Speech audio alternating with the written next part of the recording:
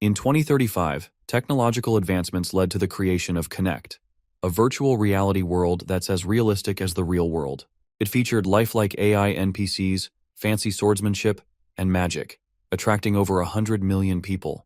To get to this world, players use VR headset thingies to connect while in some space-looking pods. Next, we head over to the virtual reality game where we see some castle that has had better days. Then there's a blonde-haired warrior turned knife cushion. Of course, the dude bites the dust from that attack while some other soldiers witness what just happened. As for who did this, his name is Bae Do Yan, known as Crash in Game, looking fresh out of Assassin's Creed. Since it's one versus who knows how many, the soldiers feel like they've got this. So, they do the one thing anyone would do to their enemies: charge for an attack. However, they missed out on something. Along with having main character energy, Crash ranks number 13 in the entire game. On top of that, he's classified as a psychokinetic, and this allows him to control the swords that stabbed the fallen soldiers. Then he uses them to slice and dice up the attacking soldiers. After that, a bunch of archers fire a volley of arrows at Crash. But he's too pro for this, so he stops them with his psychic powers and makes the soldiers have a taste of their own medicine. Then Crash makes his way toward the surviving soldiers with a knife in hand and swiftly slices their necks. The remaining soldiers are frustrated by this broken OP ability. But before they can say any other thing, they're looking at a bunch of weapons all floating above them. It was at this moment they knew it was so over for them. Then Crash made it rain for his victims. Now all the soldiers are dead. Crash makes his way into the castle. He removes his mask and hood and seems to be searching for something. Then a random cough draws his attention, and it's from a man who's dressed like some pope, and things seem to be over for him as well. Crash's item of interest is a blue pendant around the priest's neck. He appears panicked as he believed the saviors of the world would be coming. However, all Crash wants is that pendant. He reaches for it and the priest suddenly grabs his arm. Summoning courage, he asks why Crash burned the cities and killed innocents. However, Crash doesn't care what he has to say. He snatches the pendant off the priest's neck. Addressing him as an old man, he told the king not to blame him, but the guild that colluded with the Empire. Shortly, reinforcements arrive, and that's Crash's cue to leave. He heads out, but the priest, with his dying breath, declared that everything would be as God intended, and he would pay for his sins. But Crash still doesn't care, and makes his way to a stone altar. He places the pendant into the conveniently shaped hole on the altar, and a secret passage is revealed. He goes down the staircase, and according to what he heard, it's the location of his target. Shortly, he finally finds it in a surprise. It's a mythical item, the very first of its kind in the world of Connect. According to the Connect lore, the major guilds colluded with the Empire 5 years ago, and this left the world in ruins. However, Crash doesn't have time to listen to NPC Pope lamenting about it, considering the 6 months of struggle he went through for the item. Connect eventually fell into the hands of these major guilds, and now Crash is the only guy who solo leveled all the way to the top 100. Anyway, he opens up his inventory, takes the mythical items, and is sure the guilds will not be pleased to find who took them. Now that's settled, it's time to leave. But something catches Crash's attention, and it's a game cartridge. He picks it up and wonders where it came from. But suddenly, there's an outburst of blue aura from his body, and things aren't looking good. Apparently, there's a connection error in the system, and one scream later, he wakes up in his pod, panicked and bleeding. Crash is frustrated because he thought he was finally making progress, but he doesn't have time to worry about that. Right now, some mafia guys are looking for trouble, and they're the ones who stabbed Crash, right in his own home. For the next plan of action, one of the men makes a call and reports that they have their target, so he asks what to do next. Unluckily, the boss gave instructions to kill Crash and retrieve his head. So with that, they go to restrain him. After hearing that order, Crash is pretty terrified, so he begs for mercy, but he's getting none of that. They cover his face using a bag, and he gets brutally stabbed to death. As Bae's consciousness fades to darkness, this fact of killing people over a game seemed too crazy. And just like that, Crash the pro gamer is no more. Out of nowhere, he hears a voice calling to him, and Crash 2.0 springs up from his bed. He takes a look at his new body and is confused since it was clear that he got stabbed to death. Beside him is a maid who asks if he's okay, addressing him as Lord Raoul. Of course, he's shocked by this, but more importantly, he spots a stats screen above the maid. From it, he learns that the maid's name is Anna and she's at level 3. Then a holographic screen popped up in front of him, making him feel like he was seeing something he shouldn't. The screen informed him that Connect's closed beta system had started. In addition, he can now use the user interface and there's one user online. Seeing this information, he realized he was a user. Muttering to himself, he thought this must be a joke. Then he connects 1 and 2 together and gets shocked to realize that he's in the Connect world. Standing on the balcony, he feels the breeze. But this time, things feel much more realistic compared to when he logged in as Crash. He recalled that the level of connection one had with Connect determined their strength in the game.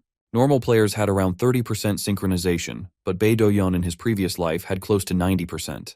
Because of this, he held the top spot on the leaderboard for 10 years until the major guilds appeared.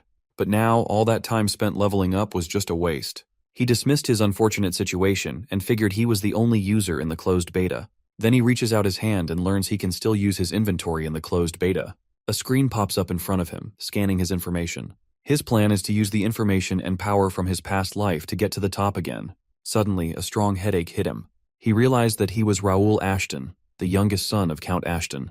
The Ashton family is one of the big 5 families of the Reuben Kingdom, but they're the first to fall in Connect. Even though they're one of the 5 esteemed military families, they didn't experience the best. The Count died from an illness, son number 1 died in battle, and son number 2 went MIA. Then a coup occurred after the youngest son inherited the county. During these disasters, the region's protective barrier broke, causing a monster invasion and the end of the family.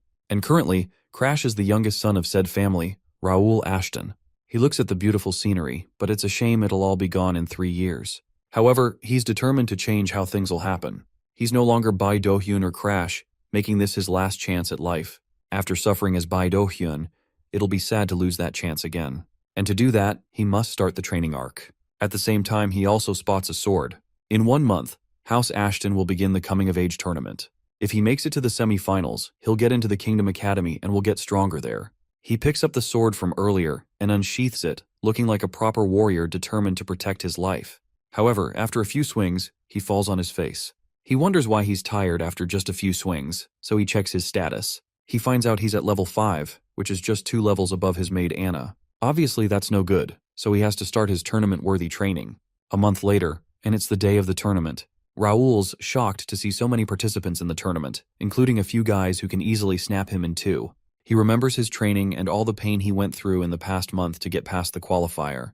He hides behind a huge pillar to check his status, noting that his level is now 13. After seeing that, he's confident he'll have enough stamina for them, plus he has a plan for the matches. As he was going back to the arena, he senses an attack launched at him, but he quickly dodges it. Raoul turns to spot who's responsible for the attack, and he recognizes him as Dion with 2 of his cousins behind him. This dude who's obviously making fun of Raoul is the second son of Viscount Austin, Raoul's uncle, so that means Dion is Raoul's cousin. Normally, Dion always treated him poorly during swordsmanship training. The instructor allowed it because of the family motto, to train like it was real, and that everyone was equal on the training ground, with no one responsible for injuries during training. So, Dion was just a scumbag who took advantage of that rule to bully others. Anyway, Dion tells Raoul to withdraw and threatens to break every bone in his body. He makes fun of Raoul further as he passes by. According to some intel, Dion is expected to win the tournament. However, with a smirk, Raoul is determined to crush Dion in the finals. At the Ashton County Castle, a butler presents the tournament report to the Count. The Count takes the document, asking if there was anyone useful on the list. He takes the report and is shocked by what he saw. He asks for Raoul, and the butler answers that Raoul had gone back to his room after finishing his meal, thinking Raoul had used up all his strength during the qualifier and had gone to rest. From that response, the Count tells the butler to go. His name is Count Melvin Ashton, Raoul's father. After the butler left, Melvin burst into a loud laugh in his office, staring at the tournament report on his desk. He thought to himself that Raoul really was his son. Staring at Raoul Ashton's name on the qualifier report, he felt pride, realizing that Raoul had made it to the group stage. Melvin never forced Raoul to learn how to wield a sword, because he was weaker than his brothers. But then, Raoul started training a month before the tournament. He remembers that Raoul couldn't handle 10 minutes of training, but never gave up. Melvin had always known that Raoul was being taken advantage of during training because of his weak body, as he had observed from the shadows. He knew that if he helped, Raoul would be deemed incapable without his father's aid, so he had to wait until Raoul stood up for himself. But now this act is beyond his expectations. He decided that when the finals were over, he would go see his son who's been working so hard. The day of the finals arrived, and some spectators were angry, shouting about the fighters dragging the match. A fighter is frustrated about why his weak opponent refuses to go down. This weakling is none other than Raoul, who's managing to stand his ground. Raoul's opponent swung his sword at Raoul, but Raoul successfully blocked the attack, frustrating his opponent. The attack was so strong that the force of it pushed him back a few feet. Everyone watching was shocked that such a weak-looking body could parry such a powerful attack from a strong man. Since Raoul had been holding out for quite a long while, the audience began to cheer him on. However, his opponent seems really frustrated and angry. He continues his assault and asks if Raul wasn't ashamed as a member of a Count's family. But Raul is too busy fighting to hear what he has to say. After that, Raul takes a stance with his sword. A spectator shouts to Edmund, Raul's opponent, to end it already, claiming Edmund had dragged the fight out long enough. The spectator revealed he had bet his salary on Edmund. This resonated with Edmund's frustration, and with a face full of rage, he told Raul he was done messing around. He took a fighting stance with his sword drawn. A large wave of thick blue aura and mana overshadowed him, and people were scared, shouting that this technique was mana sword. A woman in the audience, terrified for Raul's life, shouted that someone had to dodge this attack, as it would be over for whoever got hit. Edmund then charges toward Raul with full-on murderous intent. However, something was off. Raul wasn't making any effort to dodge the attack. In an instant, there was an explosion in area where Raul stood. The spectators watched in suspense, wondering what had happened to Raul. But actually, the referee interfered with the match, declaring it over and announcing Raul as the winner. After that miraculous victory, Edmund protests about the results, asking how Raul was the winner. He believed to be on the verge of victory, but the referee calls him a fool and points to his neck. Edmund saw a tiny cut on his neck where blood was flowing and was terrified, realizing Raul was aiming for his neck. This realization shook him to his core, making him fall in fear and panic. Raul moved closer to him, saying they would talk about his disrespect towards himself after the tournament, with an intimidating look. And of course, Edmund is terrified to hear that. After the match, Raul went home, where Anna, the maid, welcomed him. As soon as he entered his room, he burst into excitement about the fact he won. He pulls up his status screen and spots an update that he has leveled up his swordsmanship to level 9. Seeing this made him smile faintly, thinking that the plan had worked. His plan is to fight stronger opponents to gain more XP and level up quickly. This plan only worked because he's playing in hardcore mode, which grants more experience points, but he can't be revived if he dies. At first, this wasn't the best kind of news to hear, but he wouldn't have been able to level up by so much if he was in normal mode. More importantly, he acquired 5 unique traits, with one being Psychokinetic Meister from his past life, and another being Royal Lineage of rank A, while the other 3 were blocked and not available. And you can expect he's going to use them in future matches. Speaking of those, he effortlessly defeated his opponents, winning each match. This feat shocks the crowd since he somehow made it to the grand finale. Some say he's lucky, others say he's cheating, but one thing they don't know is that players can use supernatural powers. But Raul decided it would probably be better to keep it a secret that he could use psychokinesis until other players show up.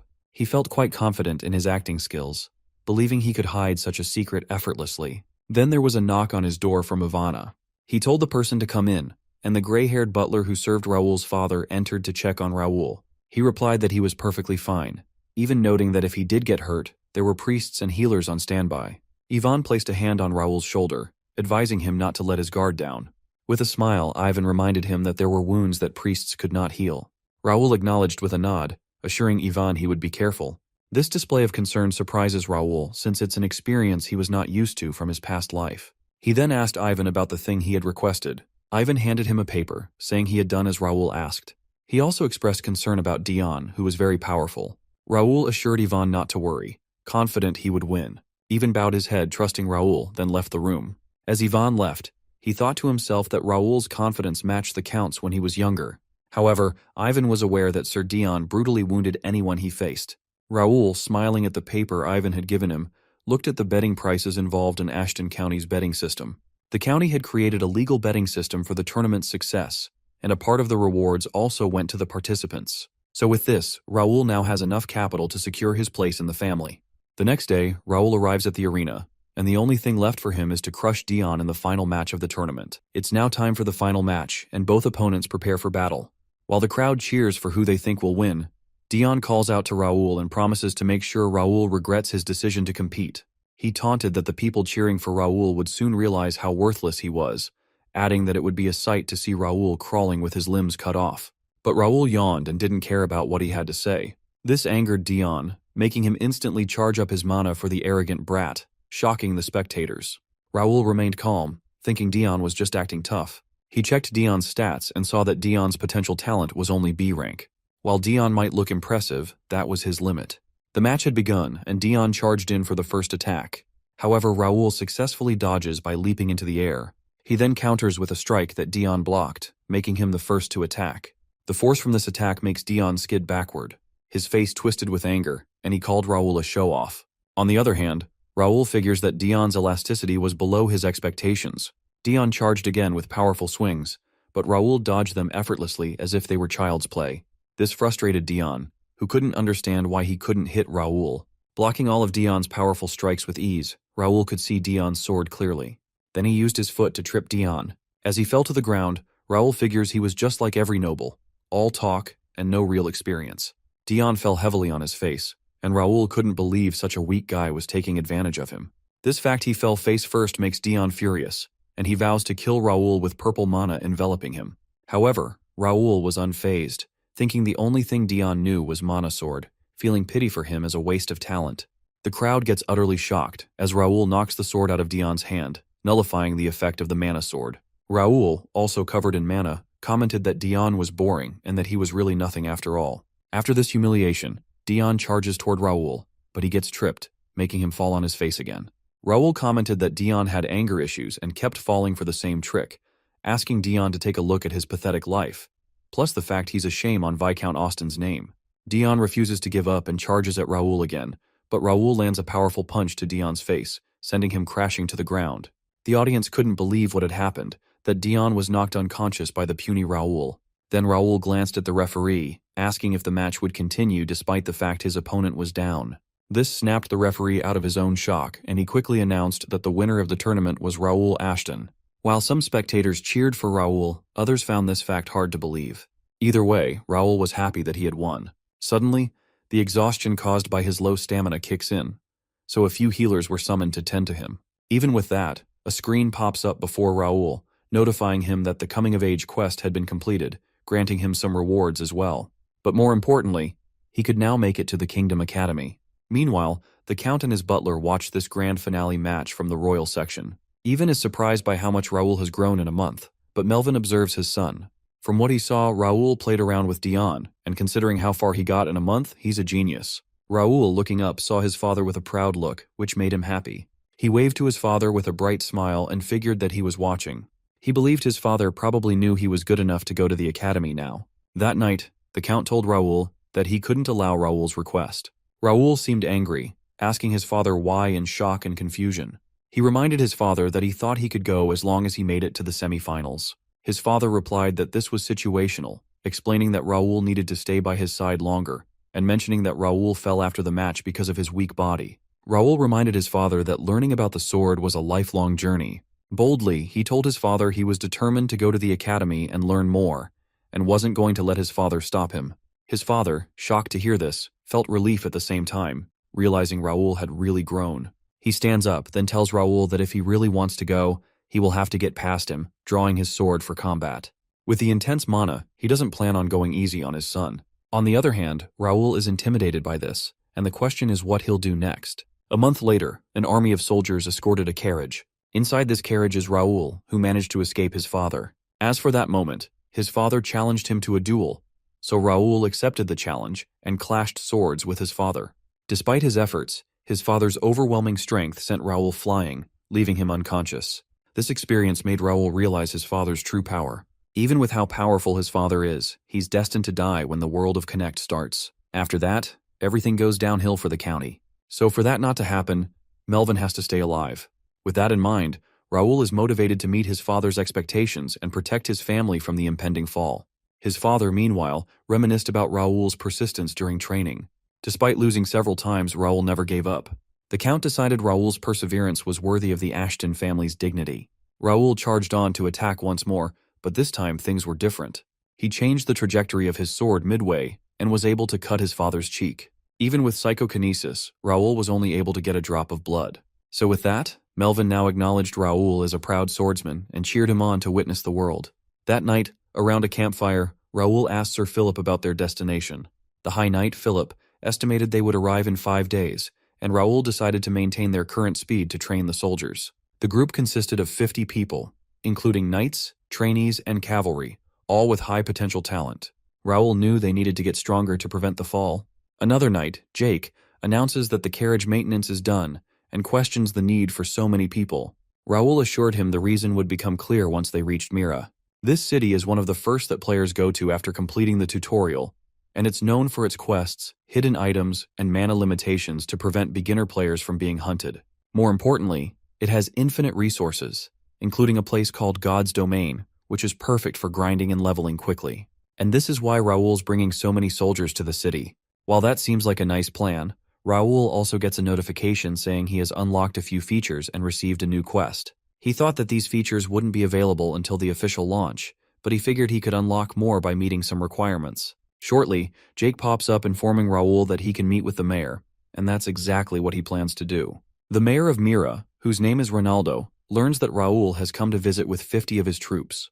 The mayor is aware of Raoul's weak reputation, but he decides to let him in. Since the Ashton family gets their fortune from monster materials, Ronaldo sees this as a chance to get some of that monster dough. Shortly, Raoul arrives and greets Ronaldo. Like the slippery weasel he is, Ronaldo welcomes him and they go straight for negotiations. Raoul mentions that there's a place to train in Mira, not just any regular place. He asks for permission to enter the cursed forest. Ronaldo's shocked by this request since it's too dangerous. So with that response, Raoul has no other choice but to bring out the big guns. He makes an offer of 500k in gold, and the mayor changes his mind faster than the Flash at full speed. Raoul is now pleased with the outcome, and all that's left is to grind his way to the top of Connect once again. This is the free city of Mira, built for Connect players. Currently, there are no players here since it is a closed beta, except for Raoul Ashton.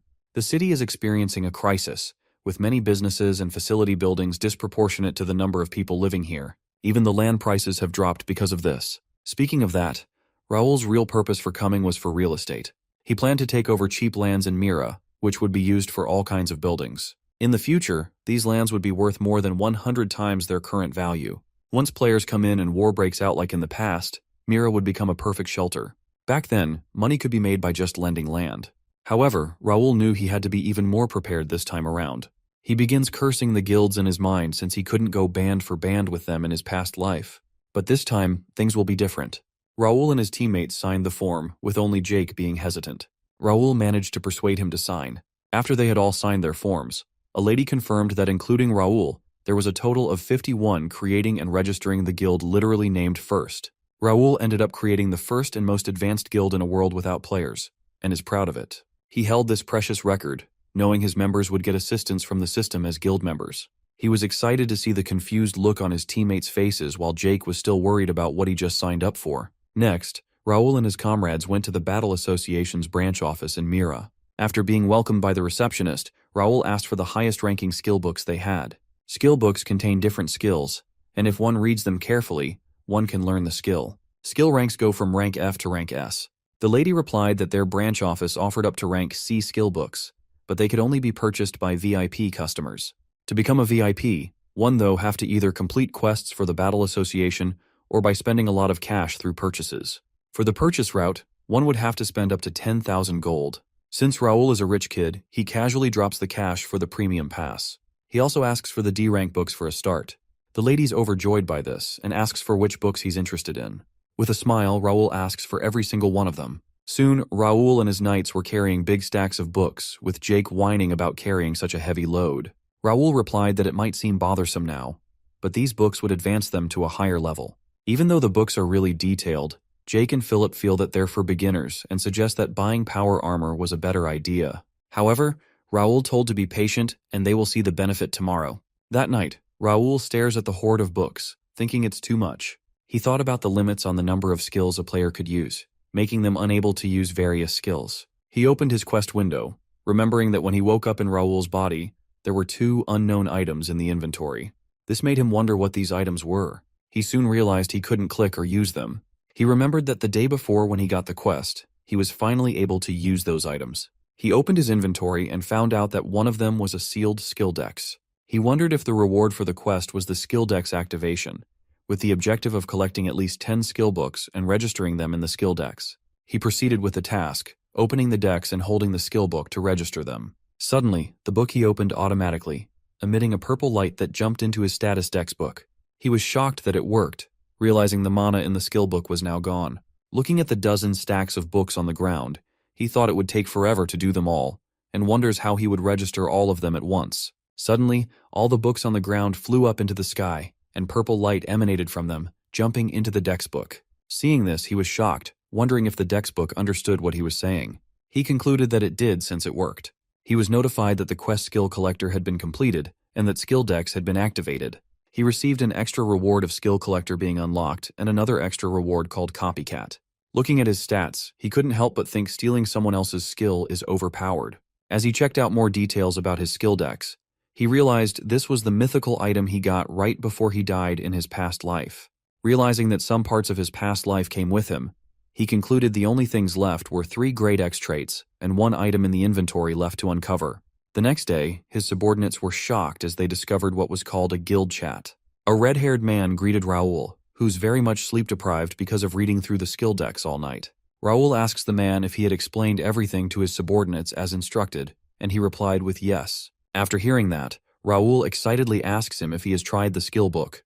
This man's name is Bernard, a servant of the Ashton family, and Ivan's stepson. He has been working for the county at a young age, and was even mentored by Ivan himself. Even though he's reliable in getting things done, Raoul chose him for another reason. That aside for a moment, Bernard demonstrated his power, controlling the wind.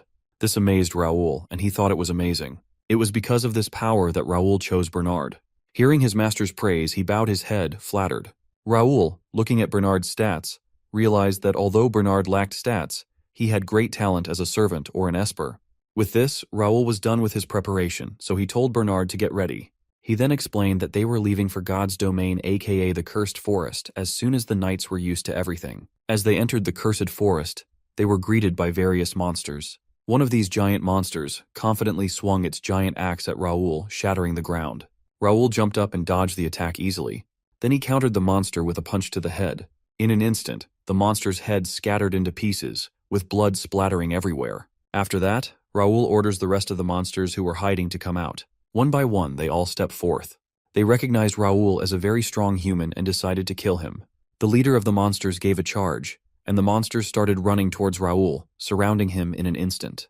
Raoul seemed excited about the situation and is ready to deliver a beat down. The Cursed Forest, aka God's Domain, wasn't just the grinding zone. It stood for the entire city of Mira. If players got hurt, they were healed, and if they died, they revived in Mira. This made it the best shelter. In the forest, this blessing only applied to monsters, so their numbers stayed the same even after being killed. Humans couldn't be revived in the Cursed Forest and couldn't take items from hunting monsters outside the forest, as they would turn to ashes and disappear. This rule applied to civilians, but players could take items outside with system assistance. Jake whined as Raoul continued defeating giant monsters one after another with a single blow.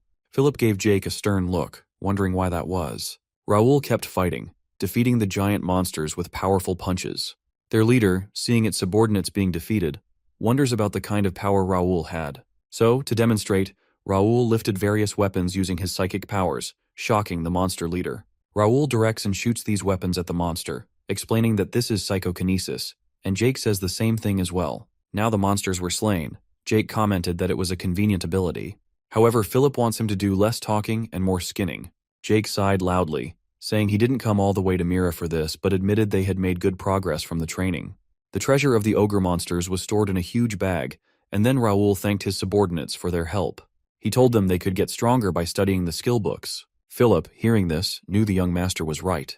Suddenly, Philip drew his blade because an ogre was charging at them. Then he used Hangitsuzan, swinging his short blade and cutting the ogre in half. From that display, it was the reason why Raoul invested in skill books rather than power armor. Philip's eyes widened in shock at his feat, realizing he had quickly learned a new skill. He was intrigued by the young master, fascinated by his knowledge. Suddenly, the guild chat screen popped up in front of Philip, and what he saw shocked him. He alerts Raoul about this, and the young master is also aware of it too. So he orders that they return to Mira immediately. Meanwhile, the rest of Raoul's subordinates in the city were being persecuted with swords. Their persecutors drove swords into their backs, commenting that they should have done this earlier. One of the persecutors said it was hard to hold back after seeing the Ashtons walking around. Another persecutor, with similar hair, commented that his brother should have listened to him earlier to do this sooner. The persecuted men cried out in pain, asking why this was happening, while the persecutors slashed through them. There were 3 persecutors: Ramon, Randall Viscounty's first son, Jerry, the second son, and Cale, the third son. The injured men warned the persecutors that their young master would come for them. From that statement, Ramon slashes the injured soldier, laughing loudly. He mockingly told the men to hurry and call their young master, saying they also had some business with him. One thing the brothers noticed is that the soldiers kept reviving, no matter how many times they were killed. Jerry suggested they go after Raoul and kill him. Kale mentioned that noble families weren't supposed to attack each other in the free city, but Ramon replied that this rule wouldn't be a problem, saying they could claim they didn't do it. He suggested that their great-grandfather might even compliment them for it, but out of nowhere, Ramon's head exploded, alerting the other two brothers. When they looked back, they saw Raoul furious. For this offense against the Ashton County, he's determined to make them pay with more than just their worthless deaths. After witnessing his brother's head explode, Jerry shouted, asking if Raoul was crazy enough to touch the son of the Randall family. Kale, also outraged, wondered what the Knights were doing. These Knights were captured by Raoul's men, believing they were the Ashton family's main forces. With that settled, Philip informed Raoul that they had surrounded the Randall Knights as ordered, and ensured there were no civilians nearby. Raoul praised his men for their good work. Using his psychokinesis, he lifted his injured men, floating them in the sky and telling Bernard to take them to the shrine. Raoul opened his inventory to retrieve his sword, telling his men he would clean up the garbage himself. The Randall Viscounty was one of the 5 warrior families of the Reuben Kingdom like the Ashton County. However, unlike them, the Randall family did not have a long history. The 4 warrior families were reorganized into the 5 warrior families when the current Lord, Viscount Hudson D. Randall, reached the Swordmaster stage. As a family with a short history, they had to figure out various ways to secure their place by consistently producing great knights, making respectable contributions, and crushing their opponents.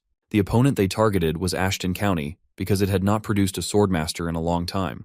Plus, they were the least politically inclined, making them risk-free. Many conflicts between these two families occurred across the kingdom, mostly initiated by the Randall family. Everyone expected the Randall Viscounty to win, given their numerous swordmasters. Like the other encounters, the same thing was expected in this scenario from the people of Randall. Jerry was the first to worry, pondering Raoul's unusual strength. He was even more baffled when Raoul pulled a sword out of thin air. The knight nearby twitched a bit, and Raoul decided to slice off his leg with a single swing. After that terrifying display, Philip told his comrades to put away their swords, reminding them that the young master had said he would handle the situation. A particular knight of the Randall family with yellow hair couldn't believe Raoul's subordinates were actually putting away their swords, wondering if they were insane. He thought he couldn't complain about the situation as it favored them. Kale was furious, asking if Raoul was really going to fight them alone. As he swung his weapon at Raoul, he told him this was not training. But with a single swing of his sword, Raoul cleanly cut him into 2. Jerry, concerned for his brother, called for the knights to help. The knight with yellow hair stepped forward since he had no other choice. He wasn't so keen to take advantage of a 15-year-old kid. He noted that if he didn't act while his comrades were going down, it wouldn't be the right thing to do. Raoul checked the man's stats and found out his name was Jeremy, the Randall family's main weapon master who wielded a rapier. Seeing the warriors with Jeremy, Raoul thought they must be the elites. Jeremy and his elite warriors took formation, ready to attack Raoul. After checking their stats, Raoul noted the leader's level was 65, while the other elites were around level 60. Raoul's current level was 45, and he knew he couldn't win against them normally. The elite warriors suggested that Raoul should stop his assault, but he doesn't care. Raoul jumped and charged at them. With a single swing, he slices one of the soldiers. Then he uses a technique called bear strike to strike the ground. Soldier number 2 tries to see within the dust and smoke, but it's his turn next. Raoul slices through the guy. Finally, Jeremy launches an attack which surprises Raoul. But fortunately, he defends himself from the attack which sends him back a few feet. As the dust cleared, Jeremy asked his last subordinate if he was okay, and he replied yes. Just like that, 2 of Jeremy's comrades went down. He recalled hearing that Raoul was weak and didn't know how to wield a sword. But since he's much different from the rumors, he draws a dagger and has to get serious. Meanwhile, Raoul told Jeremy to bring it on. Raoul recognized the weapons in Jeremy's hands as a parrying dagger and a rapier, wondering if Jeremy was using Randall Viscounty's sword skill known as Shooting Star. Jeremy, seeing Raoul unflinching and ready to attack, commented that he liked Raoul's bravery. He noted that every wound healed in Mira and told Raoul he couldn't fight them alone. However, that's not the case. Raoul figures that Jeremy and his knights didn't even train after arriving in Mira. Jeremy was shocked to hear this, wondering how Raoul knew. The shocked look on Jeremy's face made Raoul realize his guess was right. He points out the 2 soldiers he had cut down earlier and how they were shaking in their boots even after their wounds had healed. This was proof of his hypothesis, showing that Jeremy's soldiers were not used to death. Jeremy, hearing Raoul talk, realized that Raoul understood more than just combat. He could see everything, and he acknowledged Raoul as a threat. As Jeremy was about to charge forward, he told his elite soldiers to cover him from the back. Then he launched himself at Raoul, and the 2 exchanged blows. In a fraction of a second, Jeremy successfully grazed Raoul's face. along with several cuts on his body. The elite soldier, seeing an opening, charged forward to deliver the finishing strike on Raoul. Jeremy shouted for him to stop, but Raoul swiftly slashed the elite soldier into two. Jeremy called his elite soldier a fool, but anyway, there was no time to waste. He activated the Randall's sword vision skill called Shooting Star, charging at Raoul with his two blades. Raoul, seeing Jeremy glowing with golden light of mana, was ready, gripping his sword firmly. The Shooting Star attack landed, raining tiny balls of meteors on Raoul. Raoul parried the attack, struggling even with psychokinesis, but he kept up with the attack, standing his ground despite the incoming rain of meteors. This shocked Jeremy, who wondered how such a thing was possible. He felt he was dominating the fight, pressing Raoul all the way back. But Jeremy was frustrated, wondering why Raoul still had arrogant eyes as if he had the upper hand. Still, Raoul blocked the attack with confidence, then mentioned 100%. Jeremy, shocked, wondered what Raoul was talking about. Raoul swung his sword powerfully and knocked Jeremy's swords out of his hands. The system notified Raoul that the opponent's skill examination was 100% complete, and Copycat was ready for use. The function of the Copycat skill was to copy the exact moves and engrave the skill into the decks. Jeremy watched helplessly as his two swords flew high into the sky. In an instant, Raoul activated Copycat, using Randall's sword skill Shooting Star, sending a rain of meteors on Jeremy. Jeremy, seeing the Shooting Star attack approaching, was terrified, freezing in place. He wondered how this was possible, knowing the attack Raoul unleashed was definitely Shooting Star. As the rain of meteors came pouring on Jeremy, he used his arms to shield himself. Taking on the full brunt of the Shooting Star technique, Jeremy was angry and frustrated, wanting to know who betrayed them and taught Raoul this sword skill. Raoul, now close to Jeremy, informed him that it was Jeremy himself who had taught him. Jeremy, confused by what he just heard, asked what Raoul meant. Before Jeremy could react, Raoul drove a dagger through Jeremy's belly, making him fall to his knees. The sword skill of the Randall's Shooting Star was now fully integrated as part of Raoul's skill. Raoul stood over the defeated Jeremy, thinking to himself that it was now over. He acknowledged that using the rank S skill Copycat was difficult, since it was overpowered. Copycat, a skill he learned with the skill decks, allowed him to copy the opponent's skill, but could only copy one skill at a time. During its activation, the user couldn't lose sight of the target, as losing sight would reset the examination rate. This was why Raoul didn't blink when taking Jeremy's attacks. It was also impossible to steal a skill unless it was a one-on-one fight. Raoul displayed his skills, satisfied with the numerous skills he now possessed. He thanked the skill decks that allowed him to use 3 more skills, noting the selection slot on his screen that allowed him to freely use 2 skills registered in the skill decks. He planned to use it soon.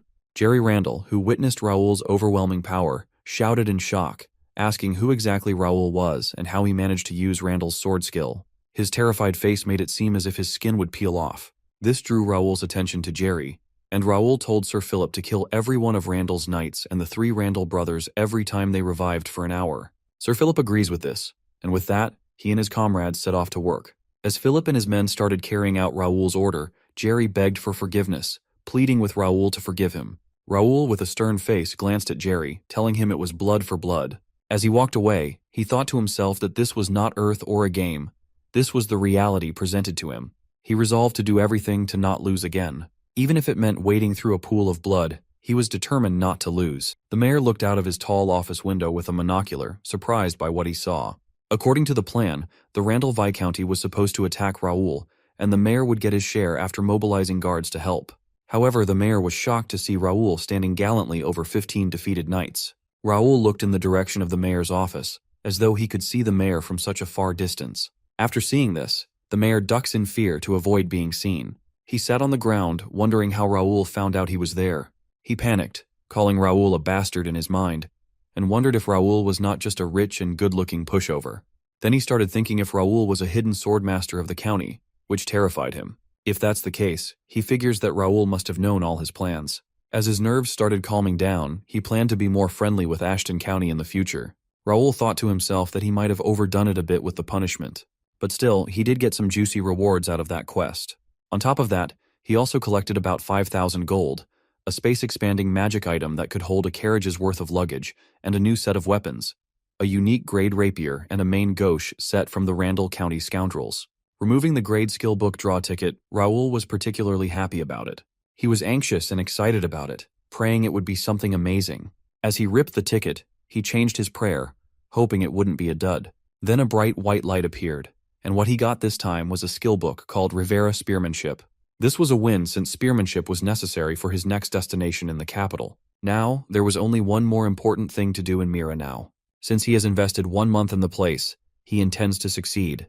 A week later, Raoul was seen in the cursed forest killing ogres with his new rapier. His screen notified him that he had reached level 51 and achieved the level necessary for promotion. With that, he got upgraded from sword user to sword expert, and from beginner psychokinetic to intermediate psychokinetic. Both Philip and Jake, who witnessed this, were excited for him. Jake commented that it was awesome for the young master to be a sword expert at 15 years old. Raoul stretched his hand forward, raising some rocks around him. Then, he jerked his arm downward, directing the rocks to shoot like bullets to the ground. Raoul didn't stop there. He removed his sword, rushed forward, and activated the bear strike technique. He leaped into the air and struck the ground, shattering it. He asked his subordinates if the ground should be like this. His subordinates, with utmost respect, commented that it was wonderful, just as expected of the young master. Jake laughed, saying that now the young master could do everything without them. With a smile, Jake suggested they take a breather and relax. Philip, hearing this, pulled Jake's ear, telling him to think about how much Jake needed to sleep to keep up with the young master. Jake shouted in pain, telling Philip it was a joke. Philip replied that Jake was all talk. Jake said that since the young master had worked so hard, he was just suggesting they take it easy, laughing again. Raoul laughed in his mind, seeing the childish squabbling of the two. He commented that he didn't plan on taking a break yet. Philip asked what he would like to do. Jake asked if they should contact Raoul's family, saying the Count would be thrilled with Raoul's development. Raoul replied that he would tell his family himself later, and asked the two to keep it a secret for now. They both agreed. By now, Raoul had hunted enough monsters and leveled up enough. He asked himself what he should do next.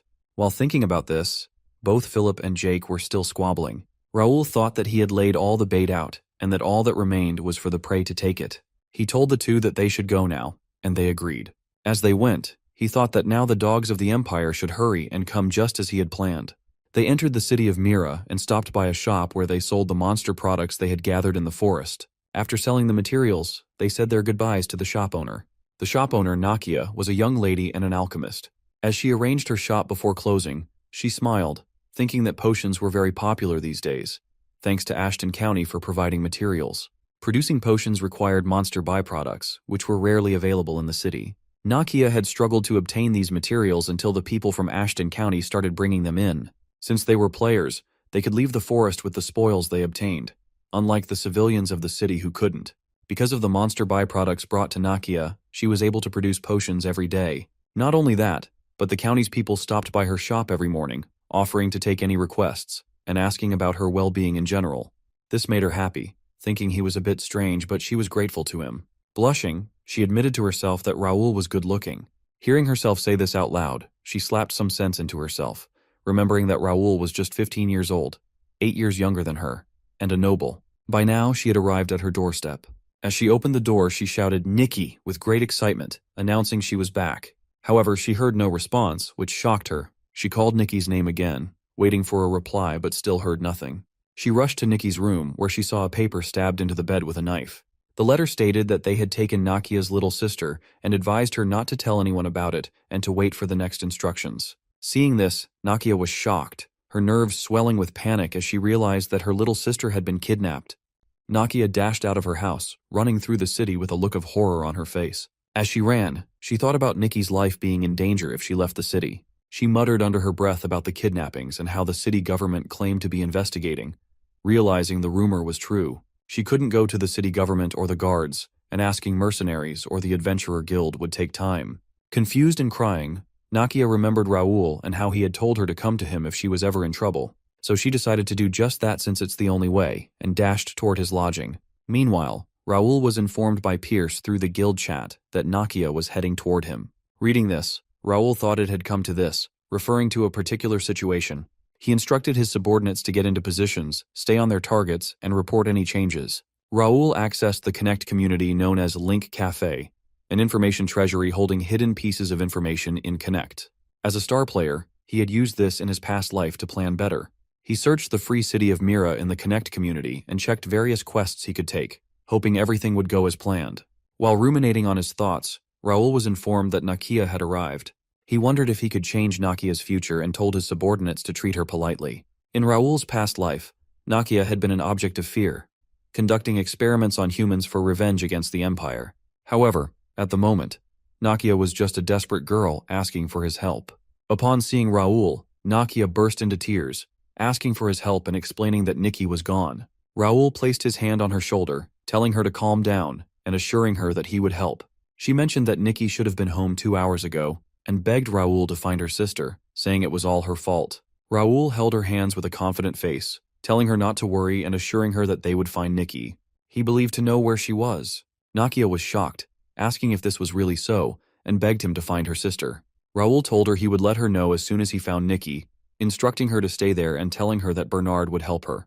He reassured her to let him know if she needed anything. Raoul left Nakia in Bernard's hands. After he left, Bernard showed courtesy to Nakia, telling her she made an excellent choice since the young master kept his promises. Philip revealed that Pierce was tracking them down. Then he stated that he got permission to operate from Mayor Ronaldo, handing over a scroll to Raoul. A status screen popped up, notifying him that a new quest had opened: to defeat unknown rogues and rescue hostages by raiding the hideout in the forest.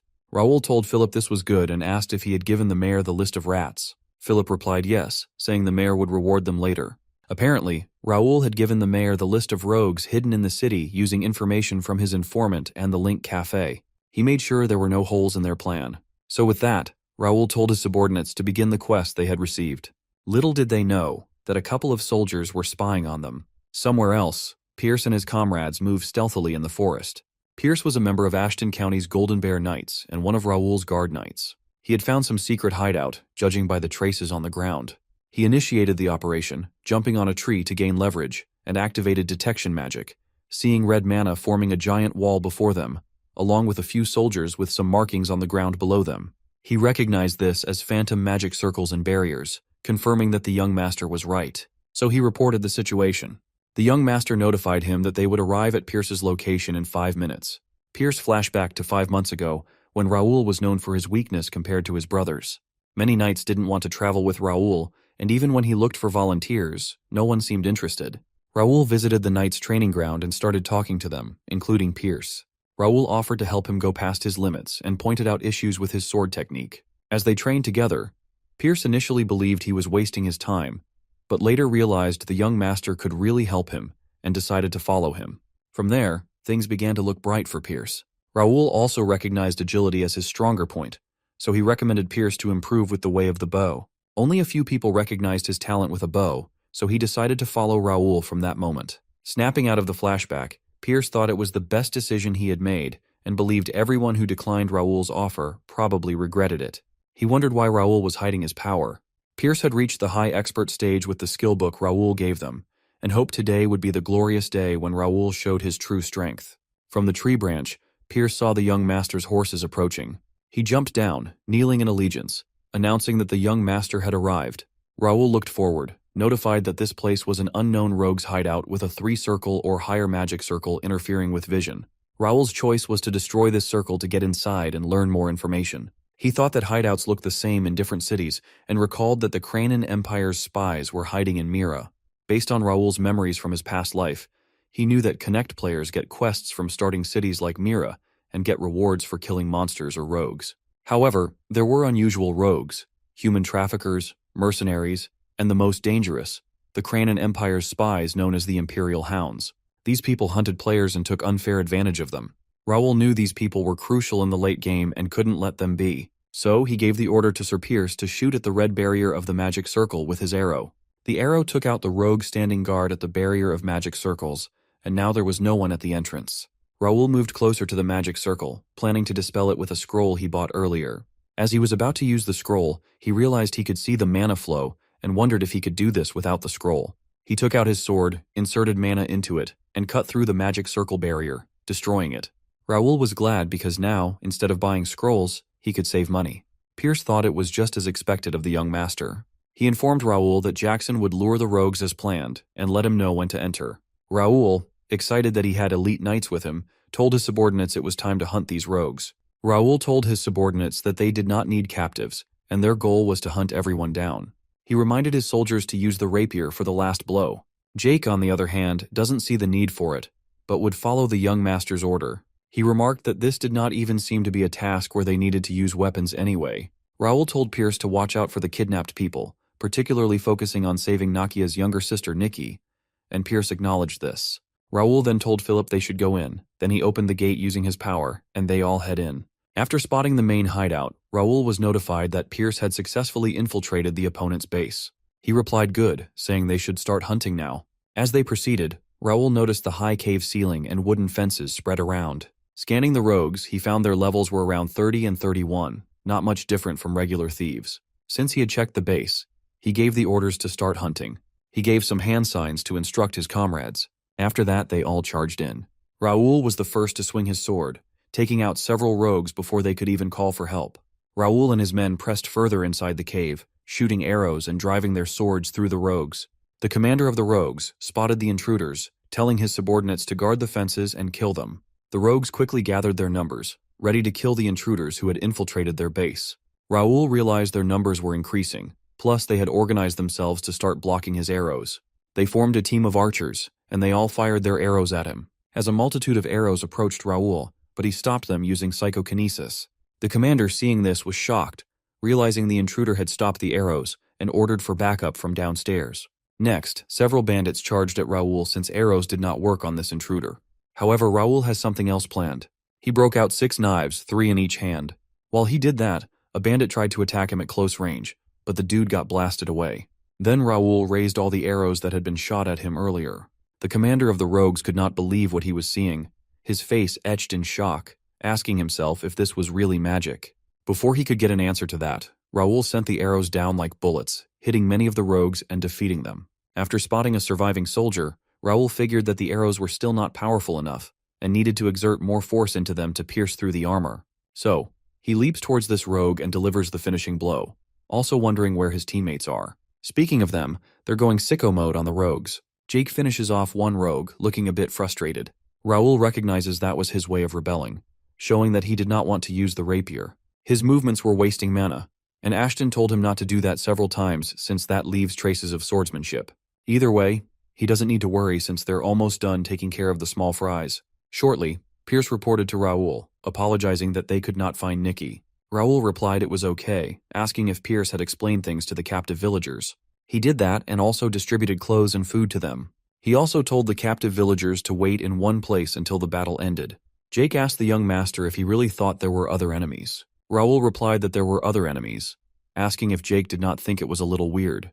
Jake asked what the young master meant by weird, and Raoul explained that first, Nikki, who was kidnapped, was not there. Second, there were many rogues, but none stood out among the rest. Lastly, there was a magic circle at the entrance, asking if anyone had seen a wizard there. No one had seen anyone like that, so this probably meant the important people and captives were in another place. Jake smiled, saying it was true, but if they couldn't find that place, it would all be useless. Pierce commented that he actually checked some suspicious-looking places but could not find anything with his ability, thinking there could be a high-level magic circle or system. Raoul patted Pierce's shoulder, commending his improvement within 1 month of joining the guild. Pierce thanked the young master for his praise with Jake jealous in the background. But anyway, Raoul asks that they follow him since he may have an idea of where they are. Raoul led his subordinates to a hut, telling them to search the hut and report right away if something seemed suspicious. After searching, they couldn't find anything suspicious and had arrived at the 4th hut. But in this one, Raoul detects something, drawing his sword and informing his men to get ready. He kicks a table away, then stabs the floor of the hut. The impact made the wooden floor scatter, revealing some metallic doors. They pulled the doors open and saw secret stairs leading to the basement. Shortly, Raoul detected that something was approaching. A huge monster hand emerged from the stairs, and Jake used his sword to parry off the huge red monster hand. He had never seen anything like this before. Shortly, the monster reveals its full body. Philip told his comrades not to step away from these emerging red monsters, telling them it would be harder to fight the red monsters if they scattered. Raoul stepped forward to attack the red monsters. Philip explains that the monsters are the Imperial Demon Cavalry, and their weak spot is their heads. Even though the reason why they're there is unknown, Raoul jumped up to strike at a monster and thought of studying their traits. Checking the stats of the red monsters, he was notified by his screen that these were incomplete Imperial Demon Cavalry, level 41, Type 1 Cranon Imperial Demon Cavalry. This was just as he had expected because Raoul had a hard time in the past because of them. In his past life as Bai Do-hyun, he had attacked the Empire's hideout in the starting city on his 6th month of playing the game due to the mayor's request. When the players were about to graduate from the starting city, 10 of the top players who had finished changing jobs for the 2nd time formed a punitive force with hundreds of guild allegiances and took over the fortress. However, when the real Imperial Demon cavalries who were hiding showed up, most of the players were wiped out immediately. The rankers, including Bei, barely got away, and no one was able to near the Empire's hideout for 6 months after this. The Demon cavalry at that time was completed, with an average level near 50. But now it was different. The Demon cavalry was incomplete, with lower levels, and Raoul's escorts were expert high-class knights over level 80. More importantly, Raoul could see the vital points of the Demon cavalry, which were randomly placed. All he had to do was stab at these vital points, and in no time, they defeated all the red monsters. Philip asked why the Imperial Demon cavalry was in a place akin to the kingdom's front yard, and what they should do next. He expressed concern that it would be dangerous to go inside. Raoul replied that they would go in, since they couldn't back out now. Pierce suggested getting some backup, but Raoul disagreed, saying the captives would be in more danger the longer it took. Since that was so, Philip suggested that the young master should stay behind them and focus on searching with Pierce, while they would handle the enemies. It was a shame he'll be missing out on good XP points, but now's not the time for Raoul to be greedy. Besides, he would get part of the experience points even if he didn't kill the enemies himself. It was his turn to be carried, but he figured it was nice to have such reliable subordinates. Both Jake and Philip decided to go first. They proceeded down the stairs that led to the basement. While Jake made a few suggestions of how they should be killed, they arrived at some kind of lab that had big tubes housing monsters in a jelly green-like fluid, and several monster parts. Pierce, in shock, commented that the rogues were fearless to be doing chimera research in another country's territory. He realized the demon cavalry they fought must have been made from the citizens the rogues kidnapped, expressing disbelief that the rogues were this crazy. Raoul had seen these kinds of scenes several times in his past life, but it still creeped him out. He had actually thought about joining these people in high power when he reincarnated, because they would seize supremacy over the continent in about 10 years. However, he knew their emperor was crazy, and becoming the subordinate of such a man would be like jumping into a fire with a bomb in hand. Raoul knew there were many baseless rumors about the emperor, but he was sure of one thing. The emperor did not look at humans as humans. All humans who did not carry the royal blood were divided into classes depending on their worth and suffered their entire lives doing labor. When they became useless, they were used as experimental rats or became food for the Imperial Demon cavalry. Even high-class citizens who bothered the emperor were executed. Raoul remembered clearly how a general who complained about the emperor's tyranny had his tattoo glow red, spread throughout his body, and then exploded, killing him. Raoul had no plan of surviving by sticking to someone like that. He couldn't allow experiments on innocent civilians. It doesn't take long until Philip draws Raoul's attention. They spot a few trying to activate a magic circle to secure their exit route. Pierce reported to the young master that there were 4 knights, 3 wizards, and 10 Imperial cavalry. It seemed the wizards were trying to activate the magic circle in front of the cave. Philip said he would take care of the knights. Pierce would handle the wizards, and Jake would deal with the Imperial Demon cavalry after them, which he doesn't seem pleased with. But one glare from Philip shuts him up. Pierce, from a high ground, delivered a clean headshot on a wizard, causing the rogues to detect them. Raoul gave the order to attack, and he and his men started charging towards the rogues. As Raoul was running, he drew an arrow and figured that the 5 circle wizards had to be taken care of first. Seeing the red magic circle shielding this wizard, Raoul knew ordinary arrows wouldn't work. He decided to put some psychokinesis over it and make a psychokinesis pathway for the arrow. After that, he shot the arrow which broke the barrier and took out the wizard. Raoul was satisfied they stopped the bandits from escaping. The leader of the rogues, seeing that their only ticket out is gone, ordered his subordinates to release the seal and kill everyone. So they do that, getting all veiny and charged up, and are very dedicated to their emperor. And with that, they're ready for their showdown. As the elite rogues approached, determined to battle for their emperor's honor, Philip intercepted them. Raoul quickly realized that Philip was struggling against these elite rogues. It was surprising to Raoul that Philip, an expert high-class knight over level 90, was not enough. Checking the stats of these elite rogues, Raoul saw their stats had increased, possibly due to the red tattoo's effect. Even Jake found it difficult to confront the monsters, unlike the earlier ones. Jake asked through the guild chat if he could kill the monsters with a regular sword, since the rapier would only make his life difficult. However, Raoul mentioned the fact Pierce and Philip are still okay with it, but he's the only one complaining. He brought up this plan since Raoul trusted his ability, but it seems they'll have to dial it back. Jake gets riled up after that message, explaining that he thought Pierce was having a hard time. Now he charges toward the enemies with his newfound determination to not be the loser of the bunch. Seeing this, Raoul sighed, deciding he should act too. He approached one of the red monsters, identifying its weak points and defeats it. Jake was shocked by this and wonders how Raoul finds them so easily. The leader of the elite rogues, not expecting to be overwhelmed, questioned who these attackers were. Seeing the rapiers, he concluded they might be from the Randall Viscounty, but doubted it based on their swordsmanship. Jake retorted, questioning why a man about to die needed such information. The leader gets enraged by this insult to the Imperial Hounds. He then spots Raoul, believing he might be the leader, and now, he found a way to survive. He does something that fully transforms his comrades into red monsters, shouting for the Emperor's honor. Raoul, recognizing this as a black sacrifice, was shocked.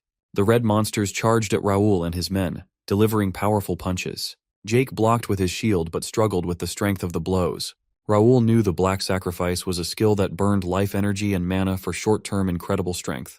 Judging by this skill's use, Raoul thought they must be planning something. His subordinates warned him to be careful. The leader of the elite rogues donned power armor and charged at Raoul.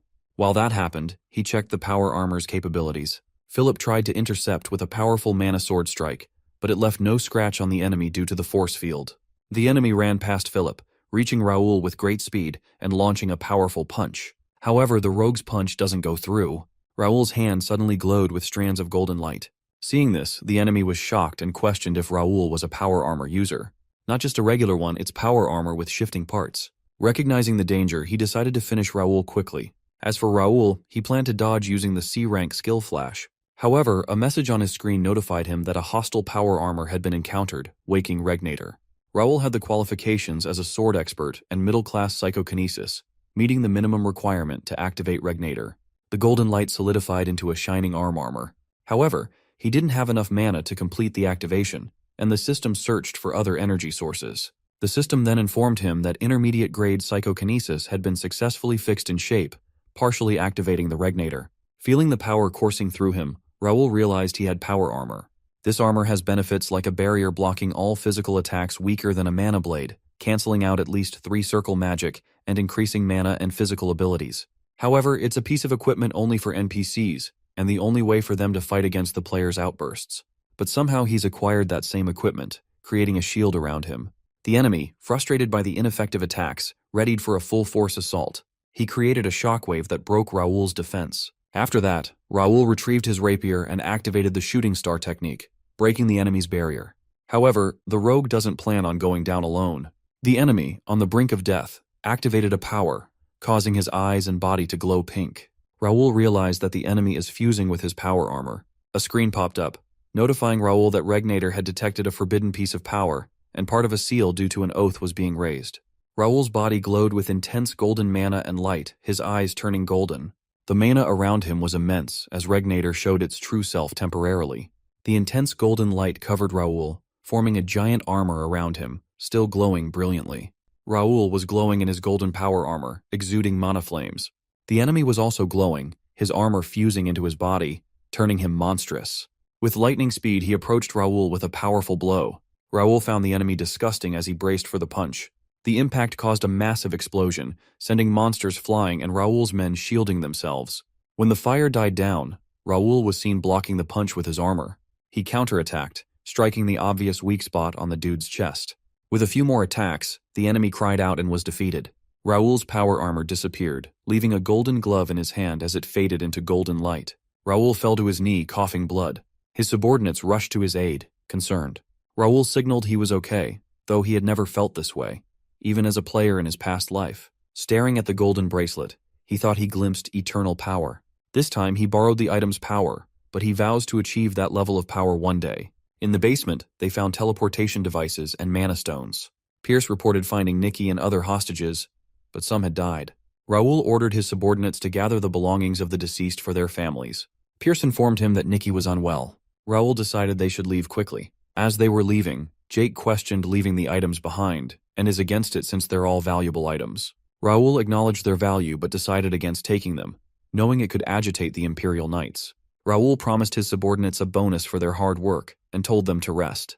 Jake, excited about the bonus vacation, marched toward the city. Raoul wondered if Jake was stupid or smart. Pierce reported that they had lured their target as planned. Raoul was curious about their target's reaction to the trick. The target here is the 3 Randall brothers, who were frustrated from tracking Raoul and are seeking revenge.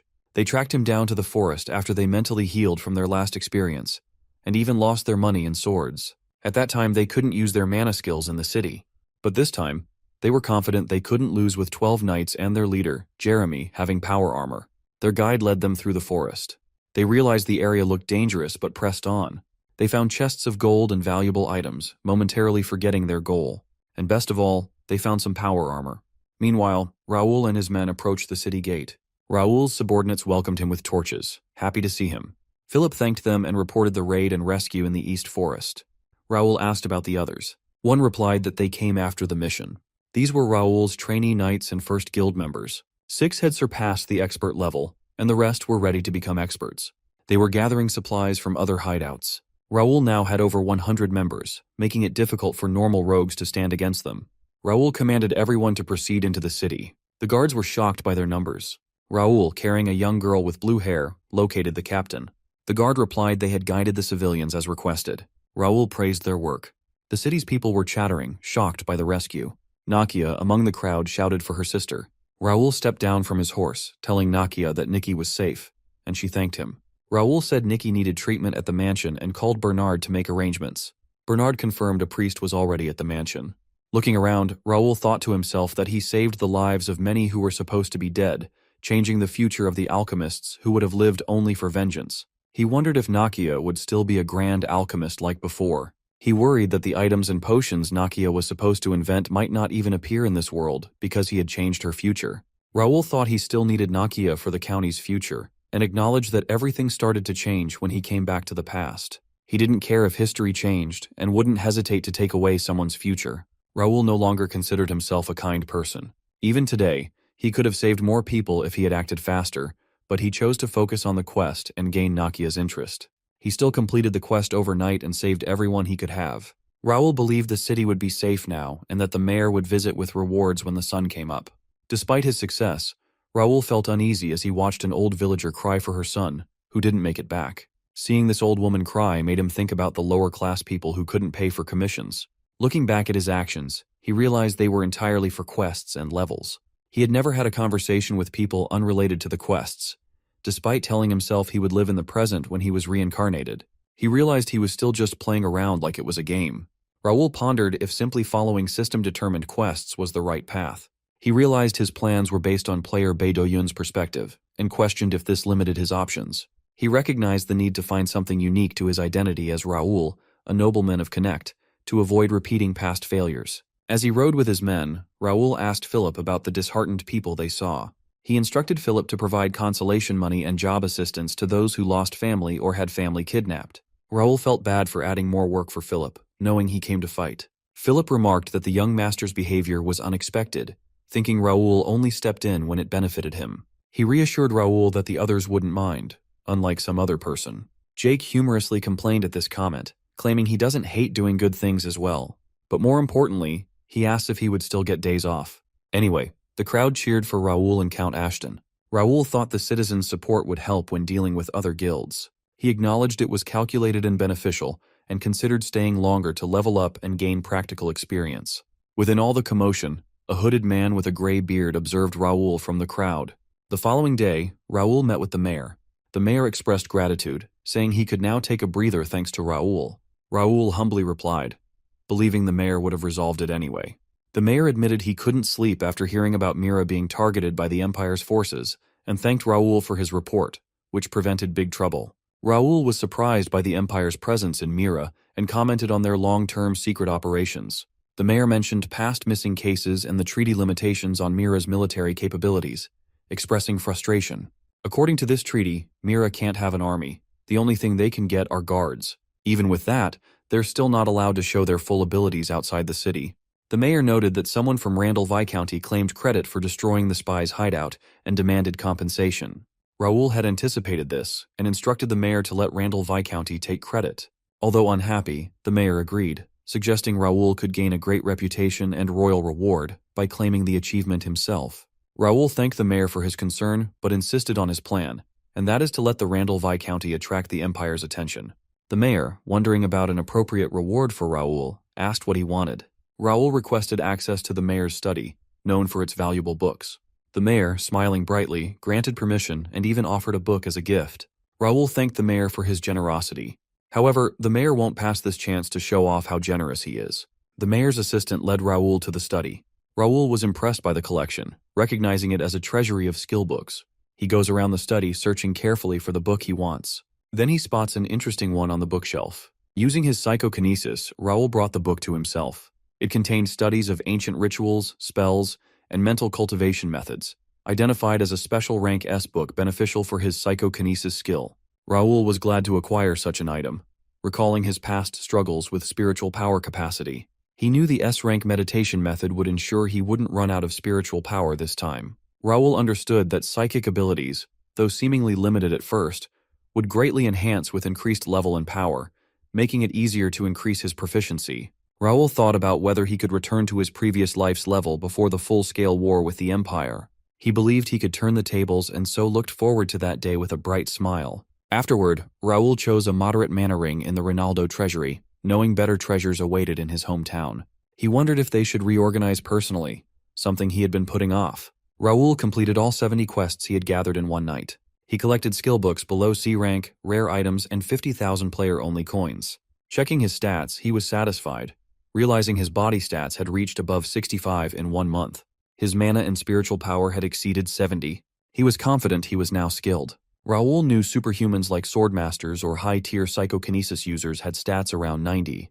In his previous life, he reached 90 in willpower and sense. He vowed to raise all his stats to 90 in this life. If possible, he aimed to be the first player to reach 100 in any stat. He believed he had many opportunities in this life, like Regnator, one of the 2 items that followed him when reincarnated. Since his skill dex was unlocked through quests, he knew he could wake up Regnator, his power armor. He was given a quest to undo the next seal by solving 50 quests related to the proficiency of random slot skills. He had no clue how to handle Regnator's power, assuming it was hard to manage the current output. Raoul also unlocked a unique trait called Developer's Analyzing Eye, which analyzed the flow of special energies. He realized this was why he saw NPC information and mana flow. He assumed he got this skill when he subdued the Imperial Hound's demonic energy. He knew that if he followed the same paths as in his previous life, he would need to obtain black magic stone fragments by crossing paths with the Empire. Now, as a player and citizen of Connect, he didn't have to. He knew the scenarios and quests he chose were up to him. He decided he wouldn't be a puppet following the developer's wishes. He would move as he wanted, even if it meant destroying the scenario and quests. The next day, as Raoul sat at his desk, Bernard informed him that Nikki had regained consciousness, and Nakia wanted to see him. Raoul stood up, finished his writing, and followed Bernard to the room where Nakia and her sister were. As he entered, he asked about Nikki. Seeing Raoul, Nakia went on her knees, thanking him and saying she didn't know how to repay him. Raoul told her not to mind, saying he needed Nakia to be stronger since Nikki wasn't fully better yet. He wondered if he should check Nikki's state. Nikki, lying sick on the bed, managed to thank Raoul for saving her. After that, she remained silent.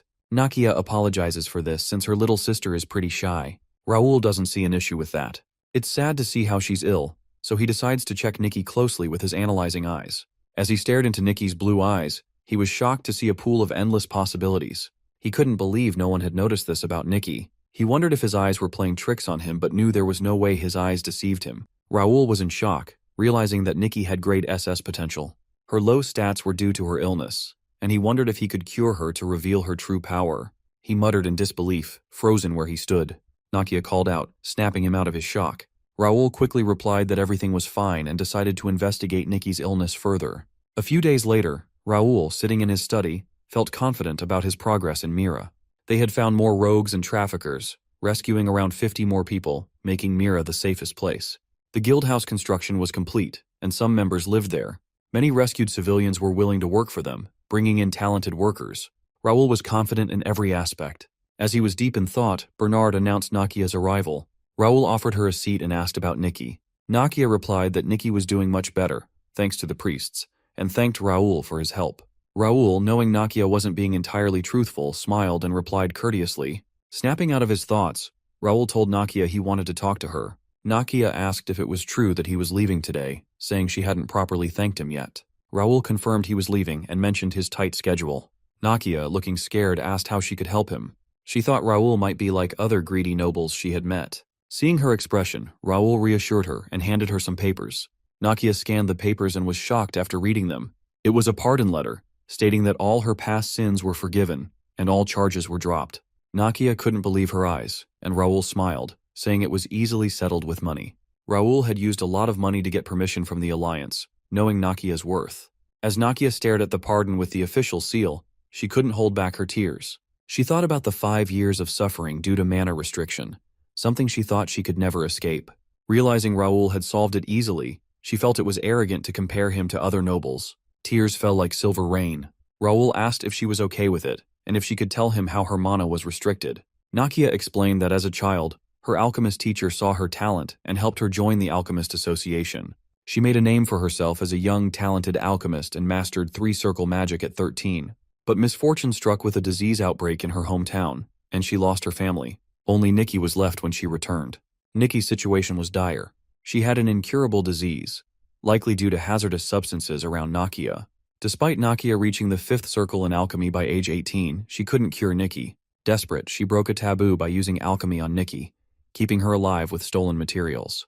This led to her expulsion from the association and mana constraints placed on her. Nakia and Nikki settled in a safe city where God's blessing helped with Nikki's illness. As she bitterly recounted her story to Raoul, tears fell. Mana restrictions and a sick sister weighed heavily on her. Raoul, seeing her struggle, handed her a blue potion, telling her it would free her. Nakia drank it, and a green aura enveloped her. She felt immense relief, having missed this sensation for 5 years. With her body glowing in mana, Nakia understood Raoul's true intentions. She pledged her loyalty to him, eager to help others as he had helped her and Nikki. Raoul placed his hand on her head, accepting her loyalty. He then handed her papers detailing Nikki's illness, monofilaria. Raoul explained that a great alchemist had documented it, but more research was needed. Nakia vowed to create the perfect cure, holding the papers tightly. Afterward, Raoul stretched, finding the experience still awkward but necessary. Today was a success with Nakia joining him. He knew she would leave a mark in history, confident Nakia would find the cure. In fact, the so-called great alchemist who started the research was Nakia herself. In Raoul's past life, she also battled the same illness, and after a long period of research, she found the cure, although at a great cost. Raoul gave her the defective version of the cure intentionally, hoping she would grow and no longer feel burdened by Nikki. If needed, he could provide the rest of the data. With his plans in Mira complete, Raoul looked forward to his next destination, the capital of the Reuben Kingdom, Metropolis Turium. Excitement filled him as he anticipated what awaited in the vast city. Raoul and his men approached the gates of Turium, the capital of the Reuben Kingdom. Excitement filled the air as they took in the diverse sights and sounds. Jake was especially thrilled, marveling at the different cultures present in the capital. A long queue of people waited to enter the city. Raoul decided they didn't need to wait in line since they were from a county. They had left most of the guild members in Mira, bringing only a small group for easier travel. As they entered the gate, Raoul was surprised by the absence of carriages and escorts. He asked Bernard if the message about their arrival had been sent. Bernard confirmed it had and suggested there might be a mistake. Raoul decided they should move together to the mansion. While walking through the city, Bernard asked residents for directions to the Ashton County mansion, but no one knew its location. A man suggested they check the Noble District. They headed to the Noble District, separated from the rest of the city and guarded by soldiers. At the gate, they inquired about the Ashton County mansion, but the soldiers were unaware of it and refused entry. Raoul was shocked, not expecting his family to be unknown. Jake, angered, shouted at the soldiers, questioning their ignorance about the Ashton family. Raoul reasoned that the lack of knowledge made sense since his father rarely visited the capital. However, he found it suspicious that no one knew about the mansion. Raoul asked Bernard to find the address. Bernard quickly returned with the address, which turned out to be for Baron Gender. Raoul questioned the soldier, who confirmed the address belonged to Baron Gender, a distant cousin of Raoul in charge of foreign affairs. Raoul decided to visit the mansion himself. Arriving at the mansion, a guard questioned who they were. Philip introduced Raoul as Ashton County's youngest son and asked for the foreign affairs officer. The guards demanded an invitation to enter, frustrating Philip. Jake, furious, confronted the guards, demanding to see Baron Gender. Terrified, the guards ran to the mansion, shouting for backup. Raoul told his men to proceed inside. A loud voice ordered them to stop, and a soldier, sword drawn, approached with his subordinates. Philip introduced himself and asked for Baron Gender. The soldier, realizing they were from Ashton County, panicked and apologized profusely. He directed his subordinates to escort Raoul and his men to the reception hall. Entering the grand mansion, Raoul was impressed by its size and grandeur. He noticed music playing and strangers in expensive dresses. Jake asked a guard about the event, learning it was Baron Gender's third son's birthday party. Jake was furious. A large man approached, recognizing Raoul and noting how much he had grown. Raoul, sensing the man's strength, checked his status and found he was only level 50, not even an expert. This confirmed why other families looked down on Ashton and why his father assigned this man to foreign affairs. Raoul couldn't accept the man's condescending attitude. Raoul, with a dismissive look, asked the approaching man if he was supposed to know him. The man, drawing closer, suggested Raoul might have forgotten since it had been a long time. He claimed to be like an uncle to Raoul, akin to a brother to Raoul's father. Raoul expressed doubt, mentioning he had never heard the man's name as an uncle. The man laughed, attributing Raoul's confusion to the complicated Ashton family tree, and suggested Raoul call him uncle. Raoul, seeing through the man's pretense, called Bernard to explain their relationship. Bernard confirmed that Baron Gender was Count Ashton's second cousin and Raoul's third cousin, in charge of foreign affairs at the capital. Baron Gender, hearing this, was visibly upset. He angrily questioned Raoul's manners, implying Raoul's father hadn't taught him respect. Raoul retorted, questioning Baron Gender's audacity and lack of fear of Ashton County. Raoul glanced at Philip, asking how many people outside their direct family could speak comfortably with him. Philip replied that only the Count's younger brother Viscount Austin could. Raoul explained this was to show respect and establish hierarchy. He mentioned that when a Count's child comes of age, they inherit the title of Viscount and some land, including a population of 10,000. Turning to Baron Gender, Raoul demanded to know why he should be disrespected by a cousin he barely knew. The Baron, forced to apologize, acknowledged Raoul's adulthood and promised respect. Raoul, unimpressed, told the Baron he had a lot to explain. Philip questioned the lack of an escort from the gate, despite multiple messages sent about their arrival. The Baron claimed he instructed his men to send carriages, blaming a mistake and the number of guests. Philip asked why the Baron was hosting a birthday party for his son in the main building. The Baron explained it was essential to showcase their presence in the capital, dismissing Philip's concerns as those of a guard unfamiliar with nobility. Philip, though angry, held back because of Raoul's presence. Pierce handed Raoul an invitation found in the yard. Raoul showed it to the Baron, noting it mentioned only the Gender family and was held at their mansion, not Ashton County's main building. The Baron, sweating and shocked, insisted it was just an invitation. Raoul countered, stating the location on the invitation was incorrect for such a grand party. The Baron, irritated, reiterated his earlier excuse and tried to end the argument, claiming it was beyond Raoul's authority. Raoul, knowing the Baron needed Count Ashton's permission, declared himself as temporary Count Deputy and ordered the party to end within an hour, demanding a report on the funds. The Baron, outraged, called Raoul's order a nuisance and questioned his authority. Raoul, certain his father anticipated this scenario, challenged the Baron to obey or face consequences. Raoul warned that he could personally end the party and send guests away. Defeated, the Baron agreed to wrap up the party, though angrily vowed Raoul would regret it. Raoul, unfazed, anticipated only minor reprimands from his father. He remained curious about the Baron's confidence and suspected hidden details about Ashton County's collapse. Raoul hoped to uncover valuable information in the city. Raoul and his men were escorted to a part of the mansion but soon realized they had been taken to the annex, not the main building. The servant, noticing Raoul's displeasure, quickly explained that the Baron wanted them to have a quiet place. Raoul, unimpressed by the excuses, decided to head to the main building instead.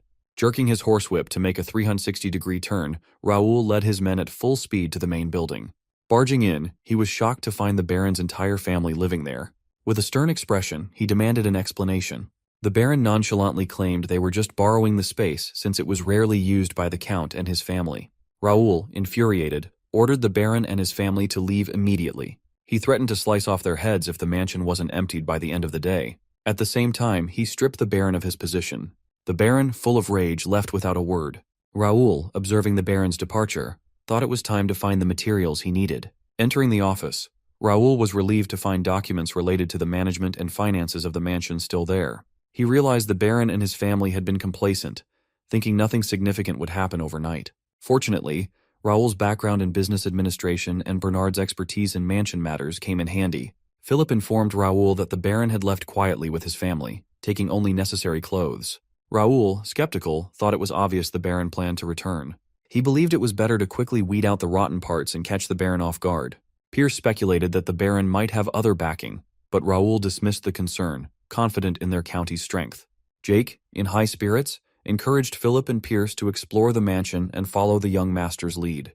Raoul, smiling, agreed and reminded them to rest as they might need to use their strength tomorrow. Raoul dismissed everyone except Bernard, who stayed behind to help with the search. Bernard confirmed he knew what they were looking for, and Raoul urged him to start immediately. The next day, Raoul and Bernard were seen training, remotely controlling 2 swords each. The swords clashed, shrouded in mana. Bernard, panting heavily, struggled to keep up.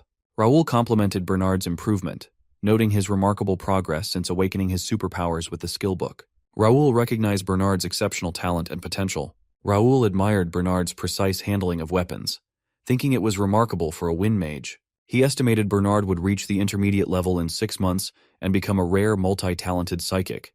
With his palms covered in flames of mana, Raoul suggested they do some martial arts training, emphasizing the efficiency of combining various skills. Bernard agreed, but then noticed something unusual, glancing towards the mansion and mentioning they had guests. Raoul, with a faint smile, acknowledged Bernard's superior long-distance sensing ability. Raoul suggested they go greet the guests properly and instructed Bernard to bring the items they prepared yesterday. As Bernard put on his butler suit, he thought to himself that something always happened when the young master had that smile. He hoped the Baron wouldn't do anything foolish. Jake addressed the gathered crowd, questioning their large numbers. He noticed some escort knights exuding formidable vigor and soldiers outside the mansion. Jake wondered if their party could handle this alone, and if the young master had another plan. The Baron stood confidently at the center, thinking everything was going according to plan, and that he would secure his position. Raoul saw blood relatives of Ashton County residing in the capital, realizing they had gathered because of the previous night's events. He understood the Baron's issues affected these relatives who benefited from the county's resources. They wouldn't remain silent after losing their benefits overnight.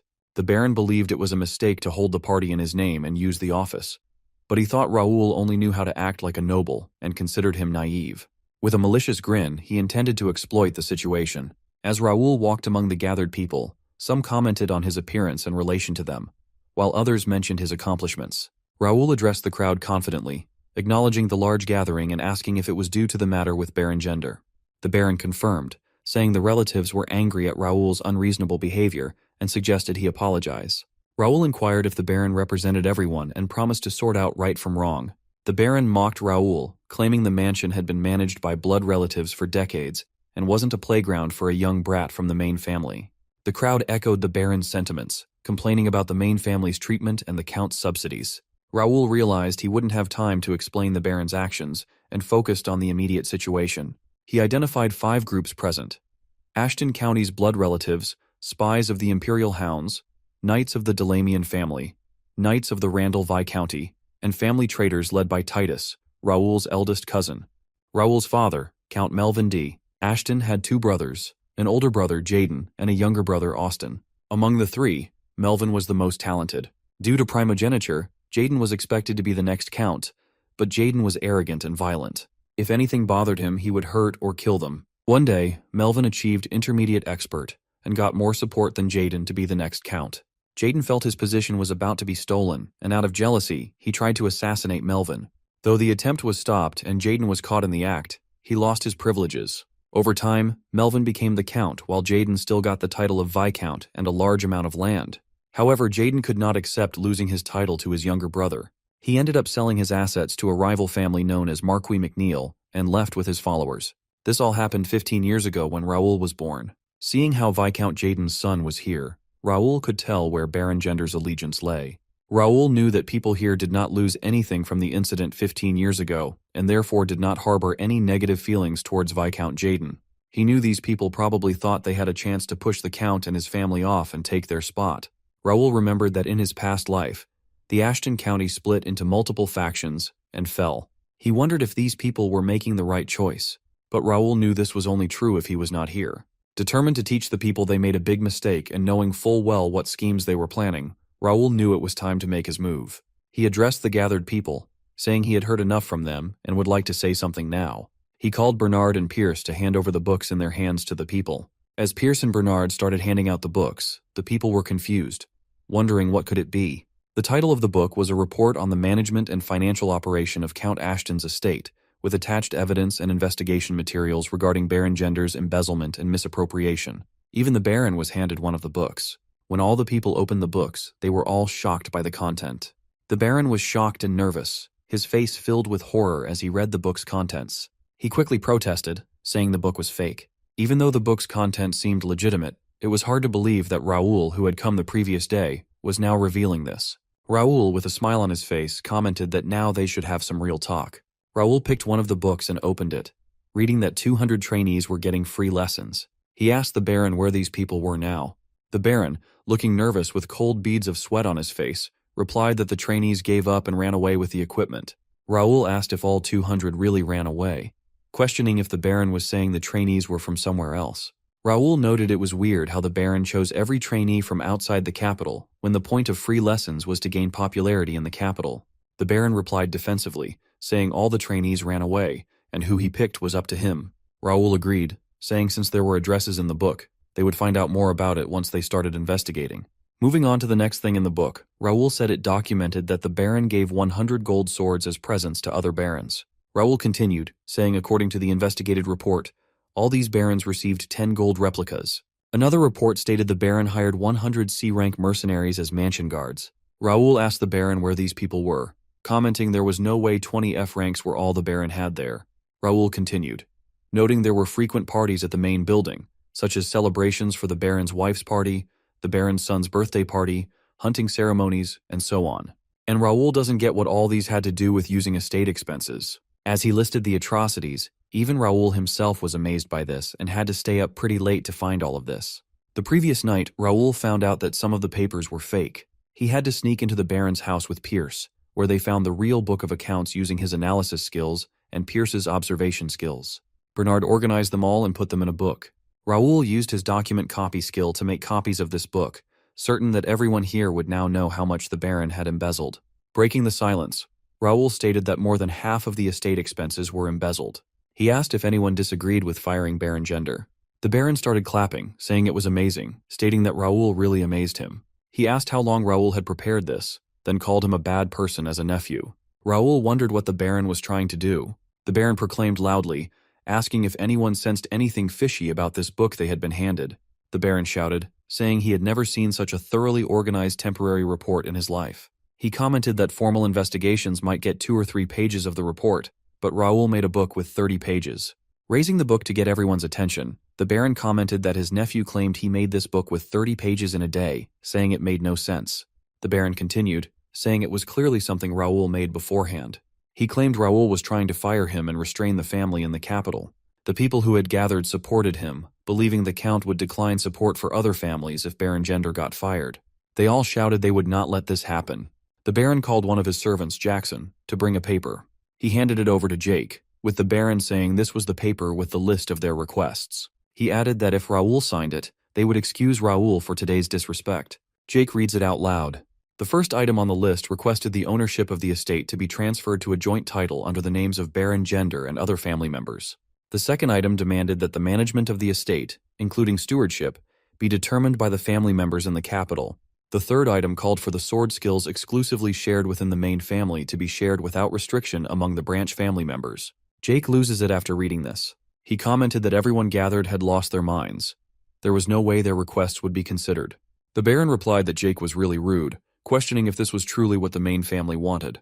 Jake retorted that everything they had said was nonsense and that they would never get the house. He squeezed the paper containing the requests, calling the gathered people dogs.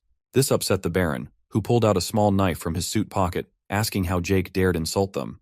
This action prompted Raoul's men to draw their swords, and the rest of the gathered people also drew their swords. Raoul told Jake to stop. The Baron knew he stood no chance fighting against the 3 knights with Raoul, fully aware they were the best knights in the Golden Bear. The Baron then demanded that Raoul execute Jake and apologize if he wanted to avoid bloodshed. Raoul nonchalantly said Jake did nothing wrong and told the Baron to stop acting. He remarked that he did not expect the matter at hand to be solved with these papers. Drawing his sword with anger on his face, Raoul commented that he thought the Baron would at least be embarrassed. As Raoul drew his sword, he remarked that he guessed the Baron was a greater person than he thought. Driving his sword into the ground with a powerful force, causing the ground to break, Raoul stated the Baron must know he would never sign such a paper. His eyes burned with rage as he asked the Baron what he really wanted to say. Seeing Raoul's behavior, the Baron was terrified. He thought the youngest son of the Count was the weakest and most talentless. He wondered how this was possible, but was not ready to back down. Loudly, the Baron said there was no use trying to bluff, telling Raoul that he couldn't leave unless he signed the paper. As soon as the Baron said this, all his people who had gathered readied their swords, drawn and ready for battle. Raoul, seeing this, felt a kind of excitement. The Baron advised him to think carefully. Raoul told the Baron that his actions were akin to declaring war against the county. Some of the people who had gathered shouted Baron Gender's name to call his attention, considering him crazy to do such a thing. The Baron turned to them, saying it was too late because they were all in the same boat now. He asked if they really thought the Count would forgive them. Raoul interrupted, asking what the Baron's move was since he wouldn't be signing the paper. The Baron shouted at Raoul, claiming that hundreds of knights and guards would attack Raoul on his call, and asked if the Golden Bear Knights could take on all of them. He had prepared a secret weapon just in case, one that even the Golden Bear Knights wouldn't be able to stand against. Just as he expected, Raoul noticed some of them were just watching, so he stretched his sword out with a confident smile, asking the Baron, "So what?" Raoul's reaction shocked the Baron, leaving him terrified. He realized his approach to scare Raoul with armed soldiers had failed, leaving his secret weapon as the last resort, which could lead to war. Still, he made his move. He picked a golden bear head from his pocket, thinking it would have been easier if Raoul was as weak as the rumors said. The Baron raised the tiny golden bear head in his hand, loudly and angrily proclaiming that he would find justice for Raoul insulting him with fake documents and disrespecting him. He shouted Raoul's full name, Raoul D. Ashton, requesting proof of lineage, throwing the tiny golden bear head in front of Raoul. The people recognized this act, knowing the proof of lineage was a dual request one could use once in a lifetime, the only way to fight against superiors. They were shocked that the Baron was using it here, even more shocked that he was using this duel against his nephew. They couldn't believe the Baron would go to such lengths. Raoul asked if the Baron was serious about this duel, questioning why he would accept the Baron's request. The Baron tells him to consider this his last mercy, saying it would be better than having Raoul's seal taken away forcefully. Raoul smiled, saying the Baron would get the honor of taking away his nephew's seal through an honorable duel. With a face full of rage, the Baron told Raoul to decide quickly, saying if Raoul declined, he would have to use force to take away Raoul's seal. Raoul knew the Baron expected his answer, even though the Baron acted strong. He calmly asked the Baron about the conditions, assuming he would not be the one dueling. The Baron explained that it would be a 3-on-3 duel, and the last one standing wins. Since it was proof of lineage, Raoul would have to pick 3 from the lineage. Philip protests about this, since that will leave Raoul fighting alone. The Baron replied that there were many others of the lineage present, saying if people thought Raoul was right, they could stand on Raoul's side, meaning that gender won't be responsible if no one sides with him. Philip wants to protest further, but Raoul signals him to stop. He figured that he would sign the paper of requests if he lost, and asked the Baron what he was betting. The Baron replied that it did not matter, asking if Raoul wanted anything from him. Since it's a fair duel, the bets should be fair too. So Raoul states that he would take every family's house that had signed the paper if he won. The people gathered were shocked to hear this, shouting in anger, calling Raoul's demand ridiculous. That's how it has to be if Raoul is to duel. The Baron figured this will only make the other families stand against him, although it's not bad for him. If he couldn't get Raoul to sign the paper, those other houses were meaningless. The Baron agreed to Raoul's request for the duel, then asked if Raoul was accepting the duel. Philip was against it, telling the young master there were different ways to handle the situation at hand. Raoul acknowledged his opinion, but had already accepted the duel. Besides, he even received a quest for the duel with an extra objective to win the duel alone. Seeing how nervous Philip was, Raoul asked if he thought he was going to lose. Philip said it wasn't that, just that he was worried there might be unexpected variables. But Raoul permits him through the guild chat that he can interrupt the match if he believes there's a problem. Plus, Raoul is sure his opponent is thinking likewise. Raoul knew quite well that his duel was just for show, knowing Gendar wouldn't accept the consequences if he lost. With that, Raoul accepts the duel. He asked who was going to be the judge, since he didn't want the Baron to be unreasonable after losing. The Baron had this sorted out. He turned to a man with red hair, asking if this man could be the judge. The people wonder who the person is, so Gendar introduces him as the rising star of Reuben Kingdom, Raphael D. Randall Viscount's 4th son. People were shocked by this, with Raoul's knights, especially Jake, ready for combat. Raphael, with a crooked smile, told everyone to calm down, saying he was only there because he was invited, then got caught up in this event. Raoul, with bold confidence, called out Raphael's name, saying he believed Raphael would be a fair judge. Raphael, with a malicious grin, replied of course. With that settled, the representatives took their stands. Raoul stood alone, which was pretty much expected, and this was a much better option for him. Raphael begins the match, and Raoul's first opponent is the Gendar family's 3rd son, Aaron. This was the first representative of the Gendar family in this duel, and he was pretty upset that the Ashton family's weakest crashed his party. He figured was acting confident over winning a countryside tournament and vowed to make Raoul beg. The judge gave the command for the duel to start, and as soon as he did, Aaron leaped, charging at Raoul for an attack. As he swung his sword all the way back, he shouted that Raoul was done for. Raoul was unfazed by this with his sharp blue eyes, and in an instant, all Aaron saw was a blackout.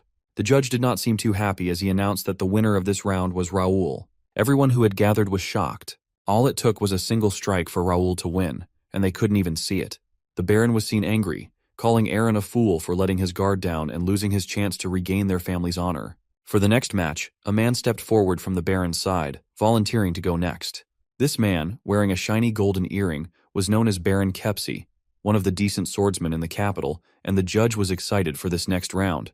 The judge announced that they should start right away. Baron Kepsi charged at Raoul with his sword, swinging it at him, but Raoul blocked it with his sword. Seeing this, Baron Kepsi complimented Raoul for having nice basics. As he continued to attack, he commented on Raoul's sharp reflexes and could see why Aaron lost in one strike. Baron Kepsi engulfed his sword in some blue mana, thinking this technique was not something he should use against a kid 20 years younger than him, but he had a lot on the line. So he used the bear strike attack and struck at Raoul with all his strength. However, even with that epic blast, Raoul blocked the attack like it was nothing. As the two duelers clash swords, Raoul wonders why on earth his opponent would use a budget version of his family's sword art that he learned more systematically. Since he had more advantage in this art, Raoul couldn't believe how easy it was to block a mana sword. Baron Kepsi, still in shock, monologued to himself that the technique didn't work on the kid. He questioned if it didn't work because it was his family's technique. Despite his shock, Baron Kepsi was not ready to give in. He took a wide swing with his sword, continuing his attack, but Raoul blocked it again. Feeling the pressure of Baron Kepsi's attack, Raoul realized Kepsi integrated another sword art he learned in the capital, and that was a bit better than the last assault. The people supporting the Kepsi were all excited after seeing him drive Raoul into a corner. They mocked Raoul, saying he must think his family's sword arts would work in the capital too. But Raoul finds their mockery ironic. They're the same losers who gave up their jobs due to an inferiority complex and jealousy, making them leave their hometowns to stay in the capital. Raoul continued thinking that there were blood relatives who focused on things other than swordsmanship and headed to the capital with bigger dreams. However, those worthy people were not here. Unlike the losers, such people drew a line between the family and themselves and started their own families. Raoul snapped out of his thoughts and took a firmer grip on his sword, making his hands and sword glow faintly with golden light. He took a quick swing at his opponent, pushing him away. He tells Kepsi if had delved more into the family's sword arts instead of trying to amalgamate different sword arts, he might have overcome the wall. Feeling insulted hearing this from a kid, Baron Kepsi took a full swing of his sword. He finds it ridiculous that some child is advising him who had been mastering the bear crush for the past 15 years. Baron Kepsi unleashed the Tempest Wolf technique on Raoul, forming a huge giant wolf that opened its fangs widely, ready to swallow Raoul. The people gathered in support of Baron Gender were happy to see the display of power by Baron Kepsi from the Templeton family, cheering him on and believing he would win. But that's not what's going to happen. With a single swing of his sword, Raoul slashed through the Tempest Wolf, and Baron Kepsi was so shocked he couldn't believe what his eyes were seeing. Raoul charged towards Kepsi, lecturing him that what was important was not what kind of sword art one learned, but how well one learned that sword art. Baron Kepsi became more irritated, believing Raoul wouldn't stand a chance with such a basic sword form. Suddenly, Raoul's sword changes trajectory, evading Kepsi's defense and slicing his leg. This made Baron Kepsi very confused, wondering what sword form the kid just used.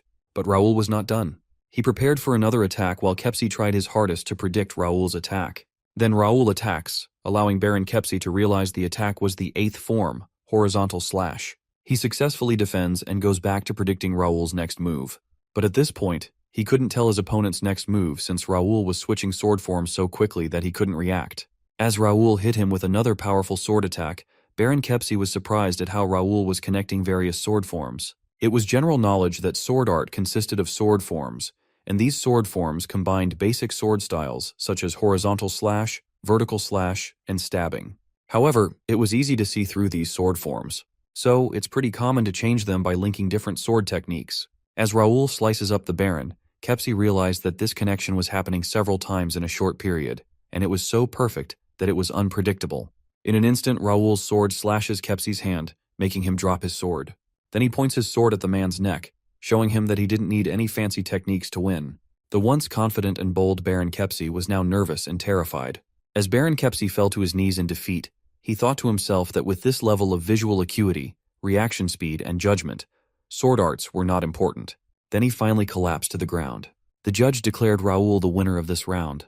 The people who had gathered, excited moments ago about Baron Kepsi, were now in shock, mouths agape, including Baron Gender. According to what he heard, Raoul had not learned swordsmanship properly. Despite the shock, Baron Gender still had confidence in the last contestant who would go up against Raoul.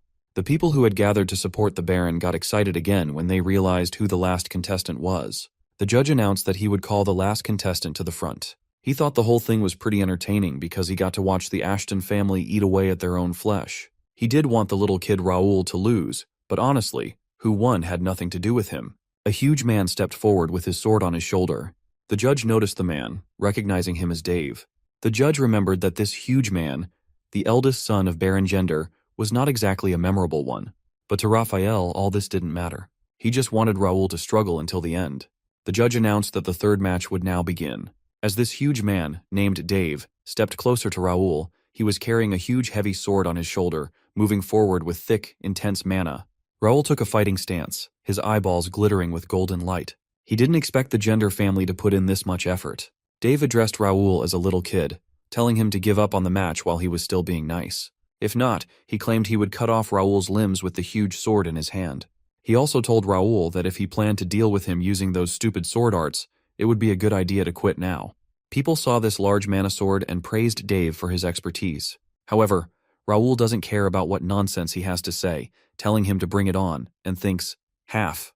So, according to Raoul's request, Dave swings his sword at his opponent. Raoul defends against it and in an instant goes for a stab. But Dave blocked this counter. Dave deflects Raoul's sword, saying he is good at attacking while making noises as a distraction. As Raoul blocked Dave's attack, he wondered about the physical increase of Dave's buff, and how long would it last. As Dave continued his assault, Raoul realized the buff didn't last long. On the other hand, Dave was getting frustrated about how much Raoul kept blocking. He took a full swing with all his might, directing it at Raoul. But Raoul used his sword to stand against this powerful attack. After the attack, Raoul realized the attack cracked his blade. He knew from his past life that if an intermediate mana sword user collided with an expert blade, an average sword was bound to break. This confirmed Raoul's earlier suspicion about Dave's sword not being a real mana blade. Raoul thought to himself that they had seen everything Dave could do. Now it's to wrap up the fight. In an instant, Raoul took a leap that made him move faster than a speeding bullet. He moved past Dave the fake expert/Empire's dog, telling him it was now over. Dave calls Raoul an arrogant brat for saying this. The two of them clash swords, and Raoul's sword is shattered on the spot. But Raoul did not give in because of this. Instead, he aimed a powerful blow and landed it on Dave's face, causing Dave to lose his balance. Raoul then prepared another blow to end everything, and he landed a direct hit on Dave's face, which sent him flying across the hall. Everyone was shocked by the results, and Raoul called the judge's attention.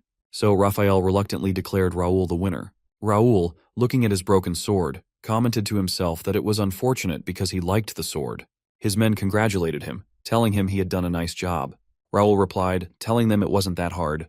Raoul then instructed Philip to arrest Dave, saying that Dave had the Empire's stigma on his body. Philip replied, agreeing that Dave's movements also seemed unusual from his perspective. Pierce informed the young master that he had brought an extra sword and handed it to Raoul. As Raoul collected the sword, he wondered what to do next. Baron Gender couldn't believe what had just happened to Dave, considering Dave was still a sword expert even if he had bent the rules. He couldn't figure out why his son Dave was lying down defeated instead of Raoul. In a frenzy, the Baron shouted that Raoul must be a fraud and must have done something, declaring the duel cancelled. Realizing everything was falling apart, the Baron's only way out was to hold on to those papers, thinking it was the only way he could stand next to Jaden or the Randall family. He commanded everyone to take the papers from Raoul since they had reached the point of no return. Raoul and his men remained unfazed, as Raoul had expected this move. So he instructs his men to play along, and Jake has been waiting for this moment. Out of nowhere, a group of young guys volunteered to protect Raoul and his men. As for who the unexpected visitors are, they're the servants, and they're all for Raoul. The group of servants stood their ground as Baron Gender's troops attacked, vowing not to let anyone pass them to the young master. While Raoul was busy trying to figure out what was happening, Gender was furious about the servants' betrayal. However, their actions were justified since Gender took away the donations meant for them.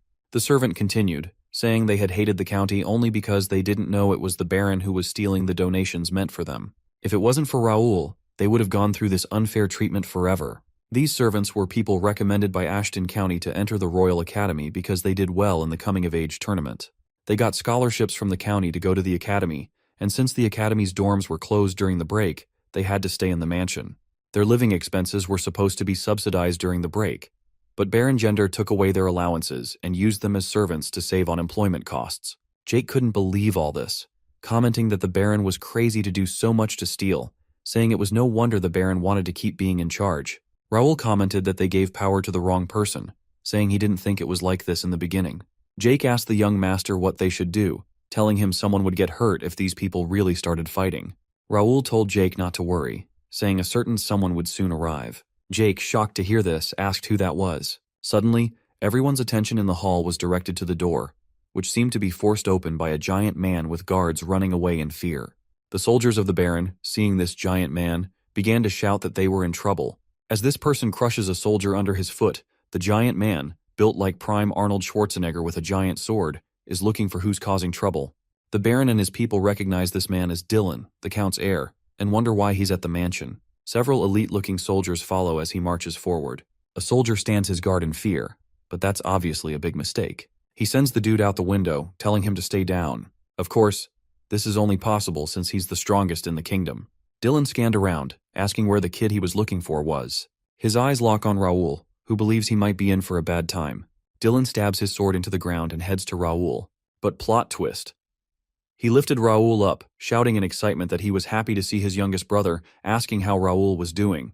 Even though the brotherly reunion is nice, Raoul tells his brother to let him down, saying he was getting dizzy from all the swinging. Dylan put Raoul down, telling him he had grown a lot in the last 2 months. But that wasn't enough. Dylan suggested that Raoul has to gain some muscle as well. And Raoul, with an uninterested face, asked his eldest brother if he came all the way from home without a shirt. Dylan replied yes, saying clothes felt uncomfortable nowadays, and it felt nice showing his muscular body to everyone in the capital. Raoul couldn't believe the Count's heir would do something like walking around the capital without a shirt on. Suddenly, Dylan patted Raoul's head, telling Raoul that no matter what, a man had to stay healthy. Dylan said if Raoul had a wonderful body like his, the clowns who had gathered here wouldn't have even tried to pull out their swords against him.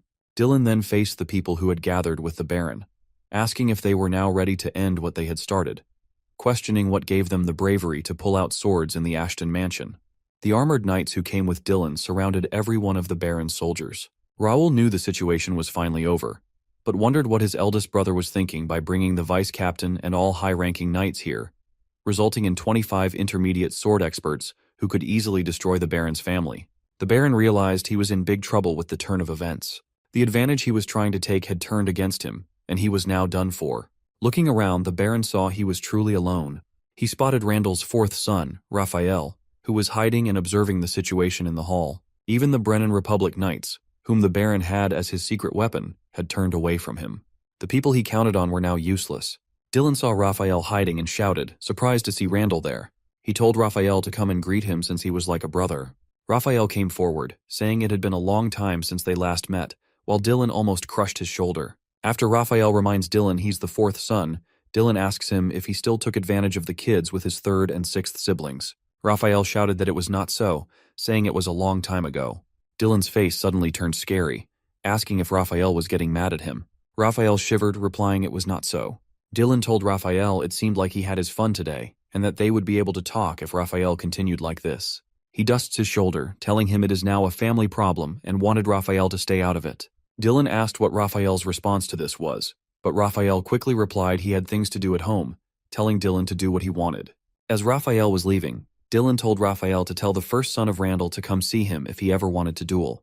With that, Dylan tells the strangers of the family to leave. However, he orders whoever drew their weapon to stay. Glancing at Baron Gender, Dylan told him they had to talk. He gets to that, asking where the paper the Baron wanted Raoul to sign was. That night, Raoul and Dylan were seen drinking tea. Raoul thanked his eldest brother for coming and suggested that Dylan overdid it. Raoul pointed out that he brought the vice-captain and many other knights, resulting in so many people, and wondered about his brother's wife and son. Dylan laughed loudly, saying he had to bring the best soldiers since his youngest brother asked for help. Raoul replied, saying he still thought it was too much. Apparently, Raoul contacted his brother last night, and Dylan must have hurried to gather everyone and come to the capital. Dylan replied, saying it was easier to sort things out because he came. Raoul knew Dylan was right because if it weren't for Dylan, the situation would have been much harder. Thanks to the portal, Dylan was able to get there very fast. Raoul knew it must have cost Dylan around 3,000 gold to get everyone there through the portal. Deciding to stop overthinking, Raoul asked what Dylan was going to do about the people who had been arrested, as there were over 30 people. Dylan replied that these people would pay for their sins. Raoul reminded his eldest brother that these people were still their father's brothers. asking if Dylan thought their father would be okay with punishing these people. Dylan smiled, saying their father didn't say anything, so this was their chance to get rid of the people who had caused problems. It was because of these same people that their funds ran out. Hearing this, Raoul realized it was his brother who planned this. He remembered that the cafe link also said Dylan Ashton was very political and good at calculations. Raoul realized his eldest brother was overpowered, having brains and brawn. Dylan patted Raoul's head, figuring that his younger brother was worried he might kill the prisoners. But he reassures him, saying he was only going to cut their funds, and is proud of the good work Raoul put in. Raoul, trying to stay in the shadow, believes all he did was just run straight into some pretty annoying people. Dylan gave Raoul a hug, reminding him of how he came up with the report, and also beat them in the duel. But Raoul protested, telling his brother to show this affection to Levy instead since he's a full-grown adult. Dylan wanted to, but his wife wouldn't let him embrace his daughter. But Raoul doesn't blame his sister-in-law because Dylan may just crush poor Livy. Moving on, Raoul has something to tell his brother. He passes the paper record of his and Baron Gender's proof of lineage, asking what he should do with it. Dylan, looking at the content of the paper, commented that the houses of all 27 people who asked for Raoul's stamp were now in Raoul's possession. This meant that these houses now belonged to Raoul, and he could do as he wanted. Raoul was shocked to hear this since that's at least 100,000 gold. Raoul had thought the family would take care of it since it was a family dispute. Dylan continued telling Raoul this was the reward he earned by fairly dueling against these people, saying these houses were rightfully Raoul's. He told Raoul not to worry about his or the family's opinion, telling Raoul a man has to be confident. He hands over the documents, telling Raoul to be more confident as a son of Ashton. Raoul, happy to hear this, grabbed the paper and replied he would try to be a confident man. He asked his brother for a favor, asking if Dylan could take care of these properties for him except for Baron Gender's house because he wanted to use it.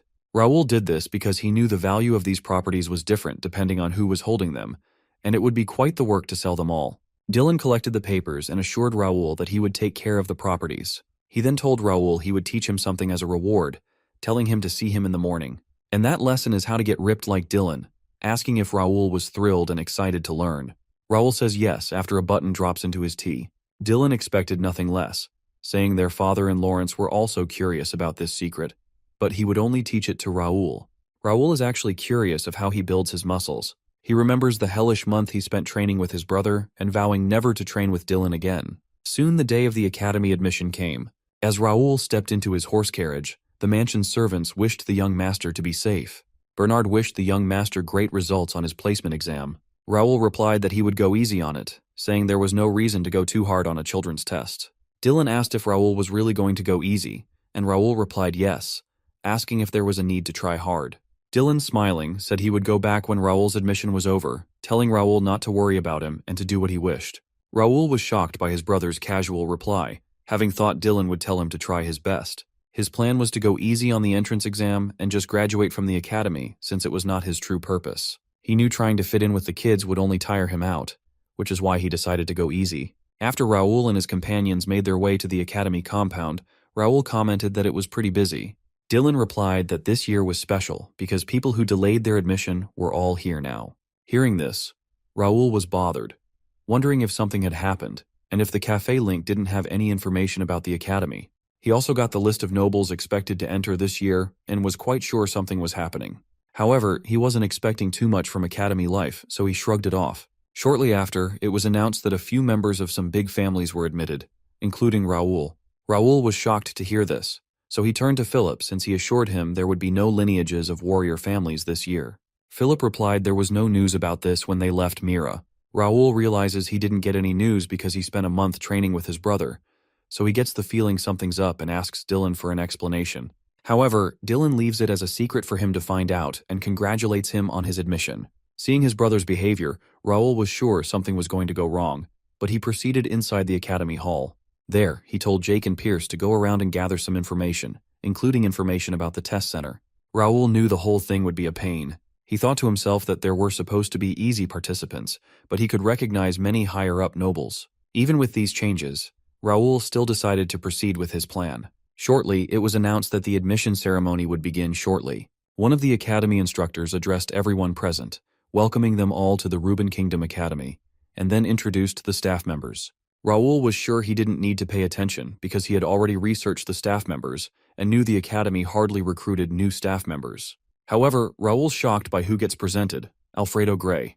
Raoul recognized this old man as one of the 3 sages on the continent and the 8th Circle Archwizard. He pondered heavily why such a man would be here, at the academy. The old man introduced himself to the applicants as Gray, the temporary vice president of the academy. Raoul recognized this old man as the 8th Circle Archwizard, known for his unparalleled illusion and vision magic, as well as his alchemy skills. This left Raoul wondering why such a distinguished person had come to the academy. Raoul remembered from his past life that Gray was known for wandering around and had earned the name Nomadic Sage. Even the Gray Tower had to request their own master's location from the Information Guild. Seeing such a person now as the vice president of the academy was unexpected for Raoul, knowing this wasn't supposed to happen based on the information he possessed. According to Raoul's information, this old man was supposed to show himself after the alliances were formed. The vice president, Gray, announced that the academy would include vision magic training in the curriculum and that it would be part of the placement exam. Next, the principal, Pence D.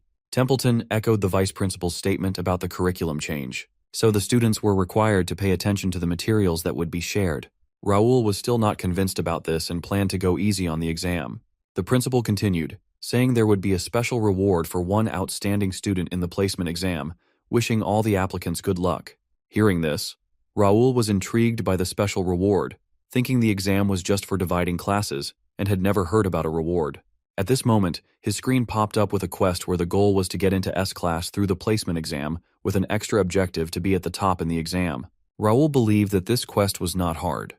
Based on the information he possessed, the Academy's sword department had 5 classes, S, A, B, C, and D, with the top 60 of the 600 students getting into S-class. Raoul believed this would be easy for him. He wondered if it was worth standing out and being the very top student in the S-class. He reasoned in his mind that he didn't even know the reward for being the top student in the exam, and convinced himself there was no need to go for it. It was at this moment Jake handed Raoul a paper stating the top student perks. Seeing these benefits, Raoul realized that these benefits of having a training center and the library are insane, and is now motivated to get to the top. He knew the Academy's lectures increased skill mastery, but couldn't give 1 experience points or any rewards. The reason Raoul chose to visit the Academy was to meet an important person outside his homeland. Other than that, he'd rather be hunting monsters or exploring dungeons. However, things would be different if there was vision magic installed in the training center because, even though every summoned monster was fake, he could still get experience points from defeating them. The only problem was the cost to maintain the magic. But since it was free to the top student, Raoul realized he wouldn't have to worry about it. As for the library, it was full of hidden pieces, knowing he could get hidden quests and skill books with the right information. Even though the floors were locked for years, he knew he could enter all of them. These thoughts got Raoul excited because he had thought he would have to wait at least 3 years to fully use the Academy facilities. But this new development would save him time. He knew this would only happen if he got to the top of the exam and result. The principal announced that the test would be starting soon, telling all the freshmen to gather at the plaza. Raoul was very excited to take this test, convinced it would be easy. As he was making his way to the plaza, a boy with red hair called out to him. Raoul spots him, and that red hair allows him to identify the boy as a Randall. Raoul asked who this boy was, telling the red-haired boy he looked more like a kid than him since he was shorter and tinier than him. The boy seemed offended by this, saying Raoul was so arrogant just like the rumors said. He added that this was why people called the Ashtons rude and creepy. Raoul turned away and began to leave since he's busy. The boy orders him to stop once again, but this time, Jake intercepts, warning the child to back off. The boy got more furious, ordering Jake to move away from his path. One of the bodyguards of the red-haired boy approached the boy, points the number of people present and advises against making a scene. After that, the boy angrily commented that Ashton kids always creeped him out, promising to show Raoul his place. But Raoul doesn't care about what the brat has to say. Raoul could see that every family had people cheering for them, especially the families with big names like Templeton, McNeil, and Randall. Raoul figures there are many students from these families with great influence in the Academy, so he had an idea of how this place was run. Jake seemed to really like it here because of the ladies. One quick glance from Philip changes his main reason for being at the Academy. Raoul and his men noticed a shy man holding a small paper saying, "Good luck to young Master Raoul." Jake was angry at this, seeing how this man shyly held the paper meant to cheer Raoul up. Jake commented that he couldn't believe people were falling behind in a situation like this. He told the young master that he would go and take care of the situation, wishing the young master good luck as he marched passionately away. Raoul decided to check the exam instructions and freshman list. Seeing this list, Raoul was shocked, wondering why some people well known in his past life were on this list, especially Dalton from Templeton and James from McNeil. He remembered these two would reach the master level in 10 years, realizing these people wouldn't be easy to compete with. The instructor addressed the students gathered at the plaza, announcing that the first test would begin soon and directing them to the small auditorium. As they made their way to the auditorium, Raoul thought to himself that the other students were still kids, feeling sorry for them because the top spot was his. They arrived at the small auditorium where the placement exam started with a written test. Raoul didn't have to study for this because the Cafe Link and system community provided all the information he needed. After the written test was complete, the students were led to the second test, a physical test where they were told to enter the gym in groups. As Raoul entered with the other students, they realized they had entered a mana restriction field, causing some to panic. The invigilator explained it was solely a test of physical strength and mana use was not allowed. The invigilator called the students up one by one to hit a punching machine, recording their scores on a board. The scores seemed to average between 1,000 and 1,500. Raoul believed this wasn't very high. As the next student walked up to the machine, Raoul recognized him, having a stamina stat of 43 and strength of 50, placing him in the top 5 of his group. Raoul was eager to see his score. The student punched the machine with all his strength, scoring 2250. This amazed everyone, including Raoul. This score was from McNeil, making him the first student to score over 2,000. He thought if this guy could get 2250, he could calculate how to approach his tests and is ready for the challenge. The exam council observing the test were all seated inside a room around a table, watching the exams proceed through a screen. Since they are in the Kingdom of Knights, the scores are pretty high in general, and the quality of freshmen was pretty high compared to past years, attributing this to the allure of Mr. Gray. Mr. Gray, with a smile, remarked that it was impressive for students below the age of 20 to score over 1,000. The old man added that the students at Leslie Kingdom Academy would be frightened if they found out about this. The principal, feeling flattered, thanked Mr. Gray for his praise and mentioned that Leslie Academy mainly dealt with magic. Another council member expressed his curiosity about what made Mr. Gray come to this academy, since they weren't expecting anyone. Gray replied that he came because he wanted to see how his newly developed magic circle worked in person. He added that it might sound like he was using students as experimental subjects. The principal quickly reassured everyone that it wasn't so and that they were thankful to Gray for allowing them to implement it. Looking at the young students made Gray glad, and is aware that many students were from warrior families. The principal confirmed this, saying it was what everyone in the room was interested in. As they looked at the screen, they saw the red-haired kid from earlier. The principal pointed out the star student, Caleb, the 13th son of Randall, who was trained by Viscount Randall himself due to his outstanding talent. Caleb was granted admission based on recommendation. Gray replied that he looked forward to Caleb's performance in the test.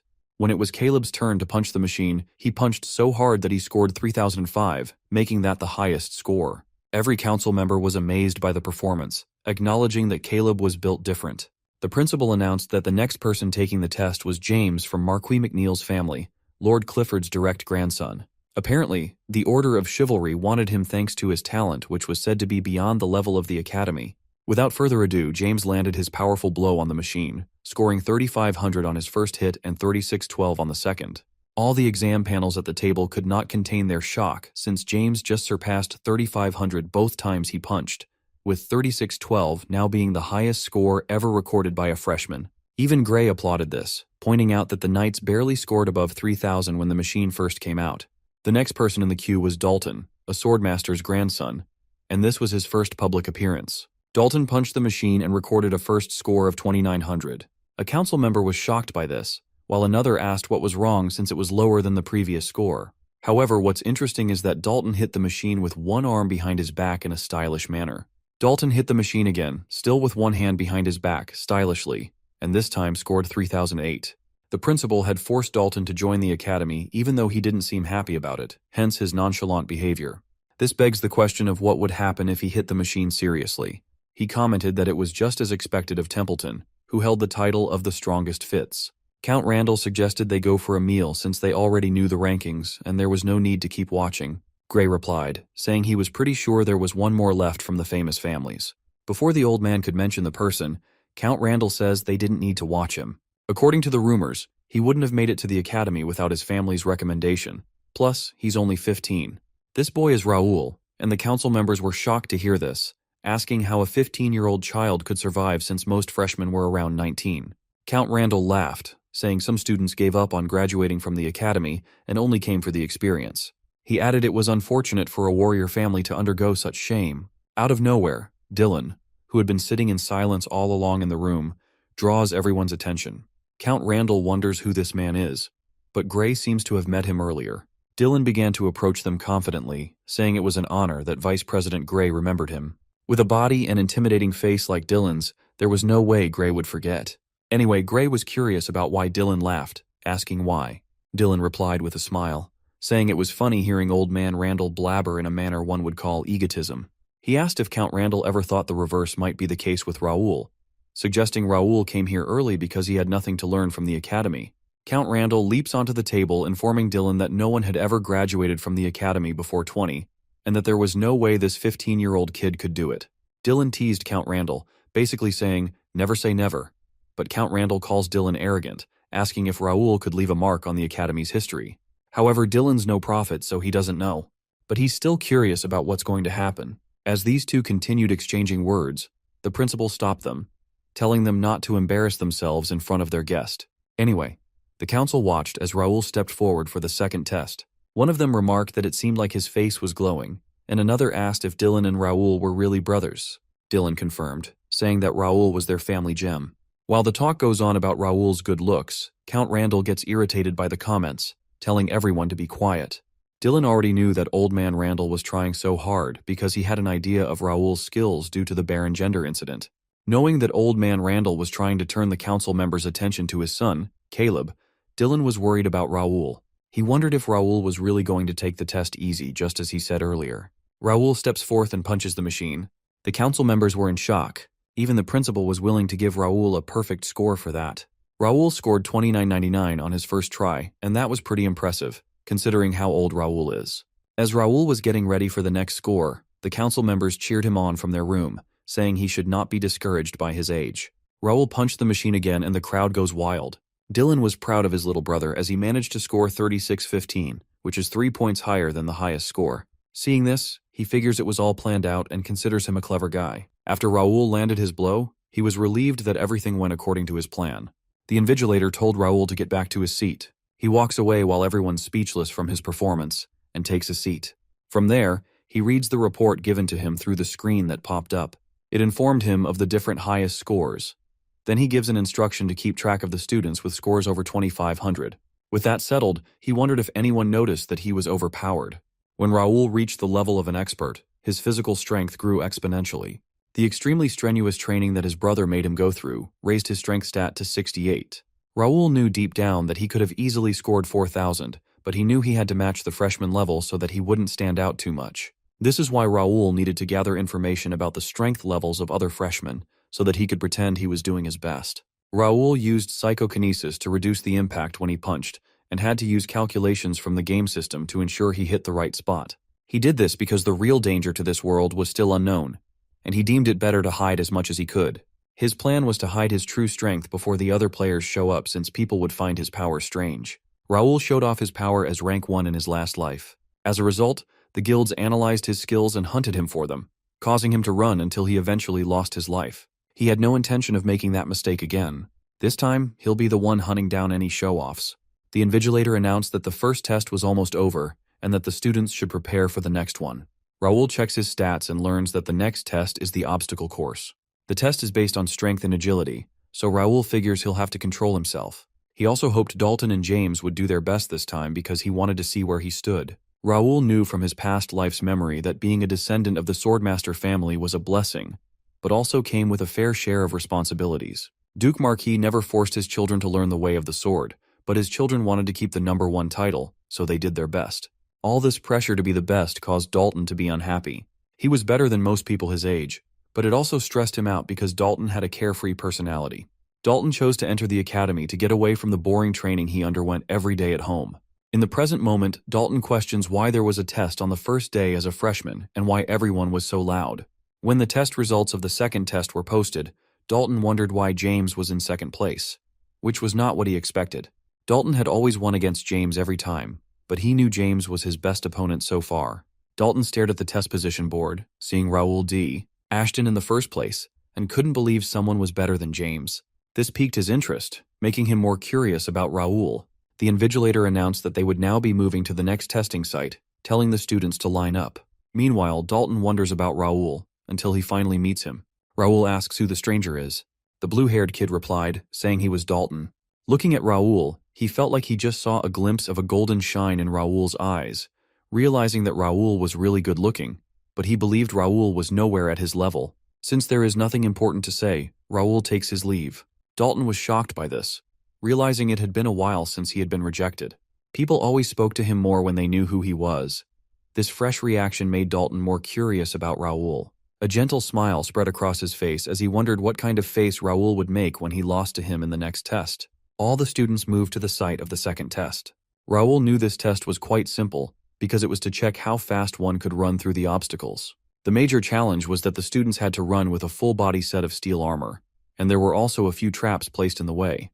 The invigilator started calling out to students to take this last test by their assigned student numbers. In no time, 100 people had already failed this test, which was bothersome to Raoul. Even though there were low-ranking students present, he remembered hearing the exam council change something in the test when Vice President Gray came.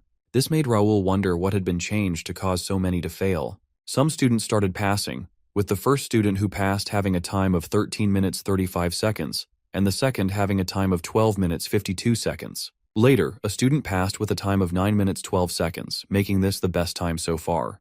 Dalton, who had been asleep at the test site, figured it was his turn next as he yawned and approached the test arena. Before Dalton took his test, the best score across all test sites was around 7 minutes. Raoul kept monitoring the scores across all the test sites, and then Raoul was called upon to take his test. The invigilator explained the rules, saying all the traps and obstacles were illusion spells, but the damage would be the same as if it were real, and it would be recorded. The invigilator continued, explaining that if the damage recorded exceeded the armor's capacity, the person would be disqualified. With that, he was given the command to begin, and Raoul launched himself forward. As Raoul ran and charged forward, he realized the full-body armor he was wearing was very old and heavy, making it hard to move in. He could see why so many students failed at the beginning, but it was not a problem for him since he had grown stronger after reaching the expert level. As Raoul proceeded, he encountered obstacle number 1, which was a torrent. Raoul knew this was an illusion spell, but it looked very real to him. He wondered how many mana stones must have been used to set this up. He couldn't believe such an elaborate installation was set up for the admission test. He saw it as a waste, as he easily avoided the first obstacle. The next obstacle was forest traps. Raoul ran really fast along the path of the forest and stepped on a pressure plate. As a result, some arrows were fired at him, but he dodged them. After that, he makes his way avoiding the ground spikes, and successfully blocks a bunch of daggers that were shot at him. Within the commotion, he checked his messages, and what he saw made him enter the speed of light. He was informed that James and Dalton were going very fast and would pass the test in around 5 minutes. Then there's also Caleb from Randall, but he wasn't on the other two's level. Raoul told his informant to keep updating him on James and Dalton. By now, Raoul had come to a swinging bridge and a cliff. He recognized fireball shooters on the other side and figured they'd be annoying, but he made up his mind that he wouldn't let this stop him as he drew his sword. Raoul charged forward at full speed. As he was running, he noticed the sudden wind current which caused the bridge to shake. He began losing balance just as the fireball shooters launched different fireballs at him. Seeing the incoming fireballs, he knew he was going to fall. However, Raoul could still defend himself. He knew he could easily get out of this difficult spot if he used his mana blade, but he couldn't reveal his powers yet. He sprang forward, swinging his sword at the incoming fireballs. This was enough to get him out of the tough spot and cross the bridge. The only thing left for him was the cave part of the course.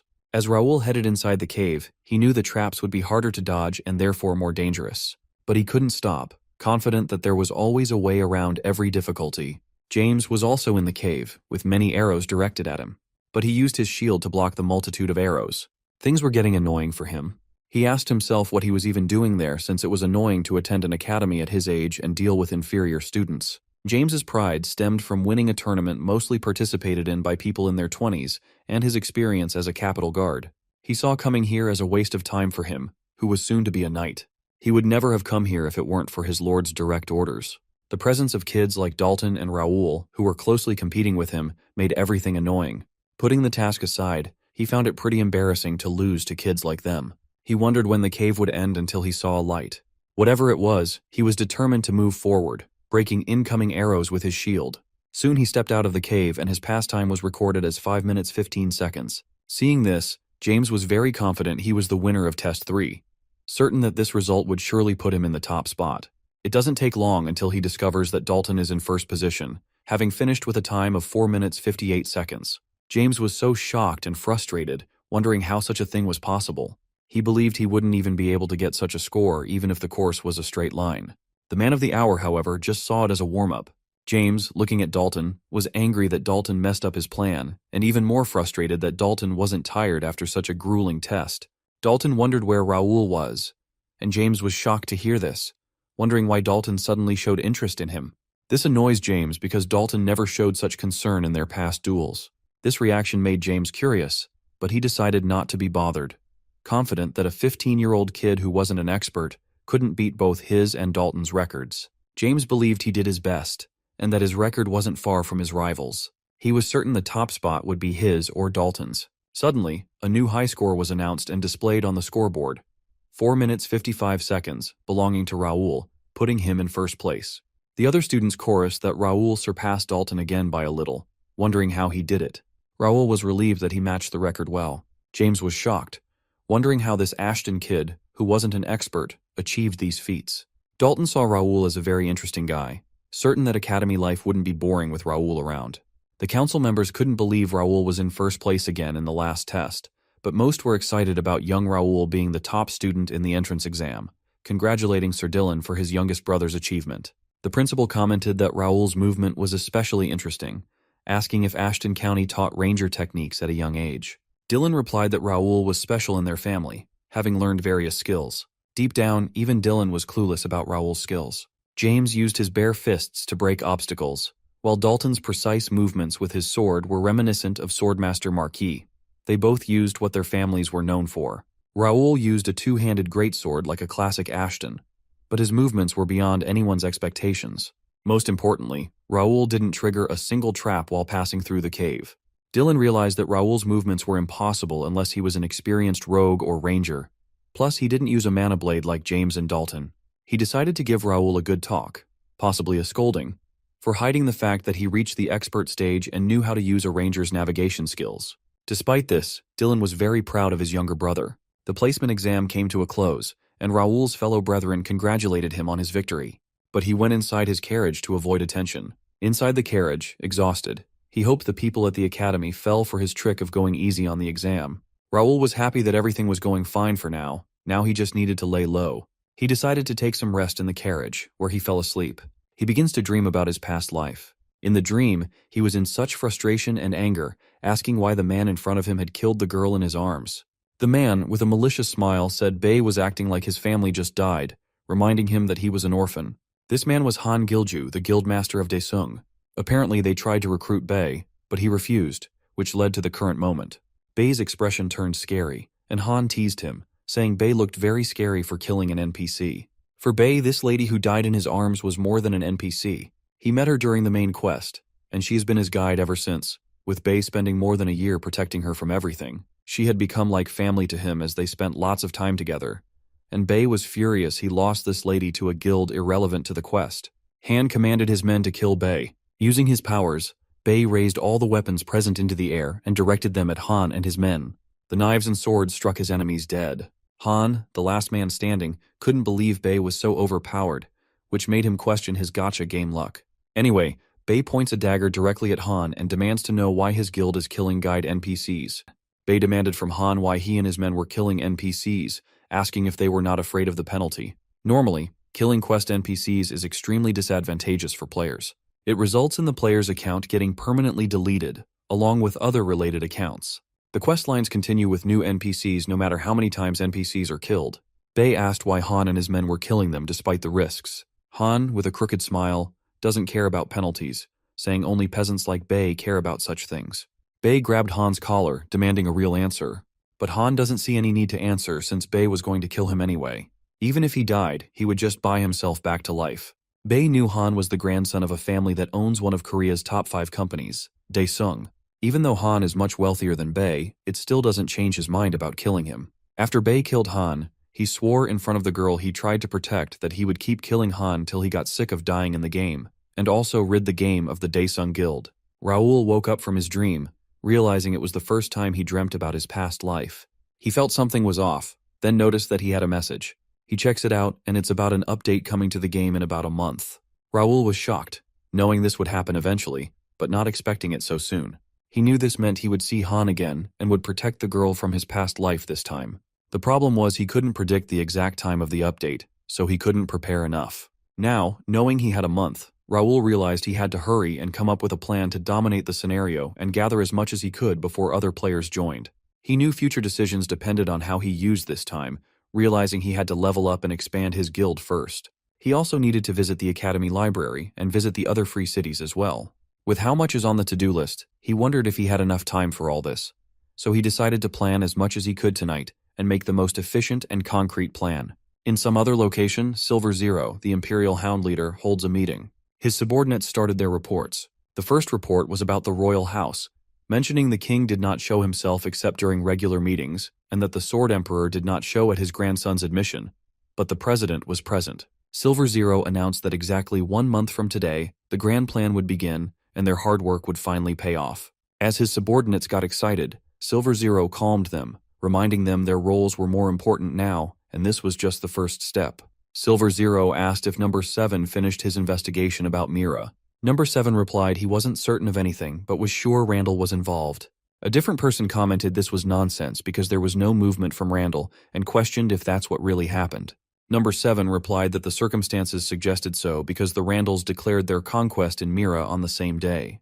Most importantly, the power armor and other gear with tracker spells clearly pointed at Randall. An agent wondered how Randalls achieved this with their own strength. But Silver Zero asked if there was any other news. Number 7 reported that Raoul also showed himself but remained in the city. After hearing that, Silver Zero asked if Number 7 thought both Randall and Ashton were working together. Number 7 replied he believed not. So Silver Zero said they should be left out and asked if there was anything else. Number 7 claimed one of the troops spotted Gray. However, Silver Zero told his subordinates to stop the investigations for now, saying there was no need to care about minor stuff when the grand plan was about to start, and decided to let Randall go with a warning. Silver Zero asked what happened at the academy, thinking James was supposed to take the top spot according to their plan. Number 3 replied there was an unknown variable. They kept Dalton in check, but Raoul came out of nowhere. Silver Zero asked how this was possible. One subordinate said to be honest, they didn't really know because Ashton showed no talent last year, but started showing great skill this year. He said it was still within their control, but wasn't sure if Ashton was hiding anything. Silver Zero asked if Raoul could affect their plan. A subordinate replied they believed there was no way since Raoul was still just a 15-year-old kid, saying they planned on using Raoul at the end. If Raoul didn't work, they had an alternate plan for him. Silver Zero was a bit bothered by Raoul showing up everywhere, but knew they had no time to spend on a kid when the grand plan was approaching.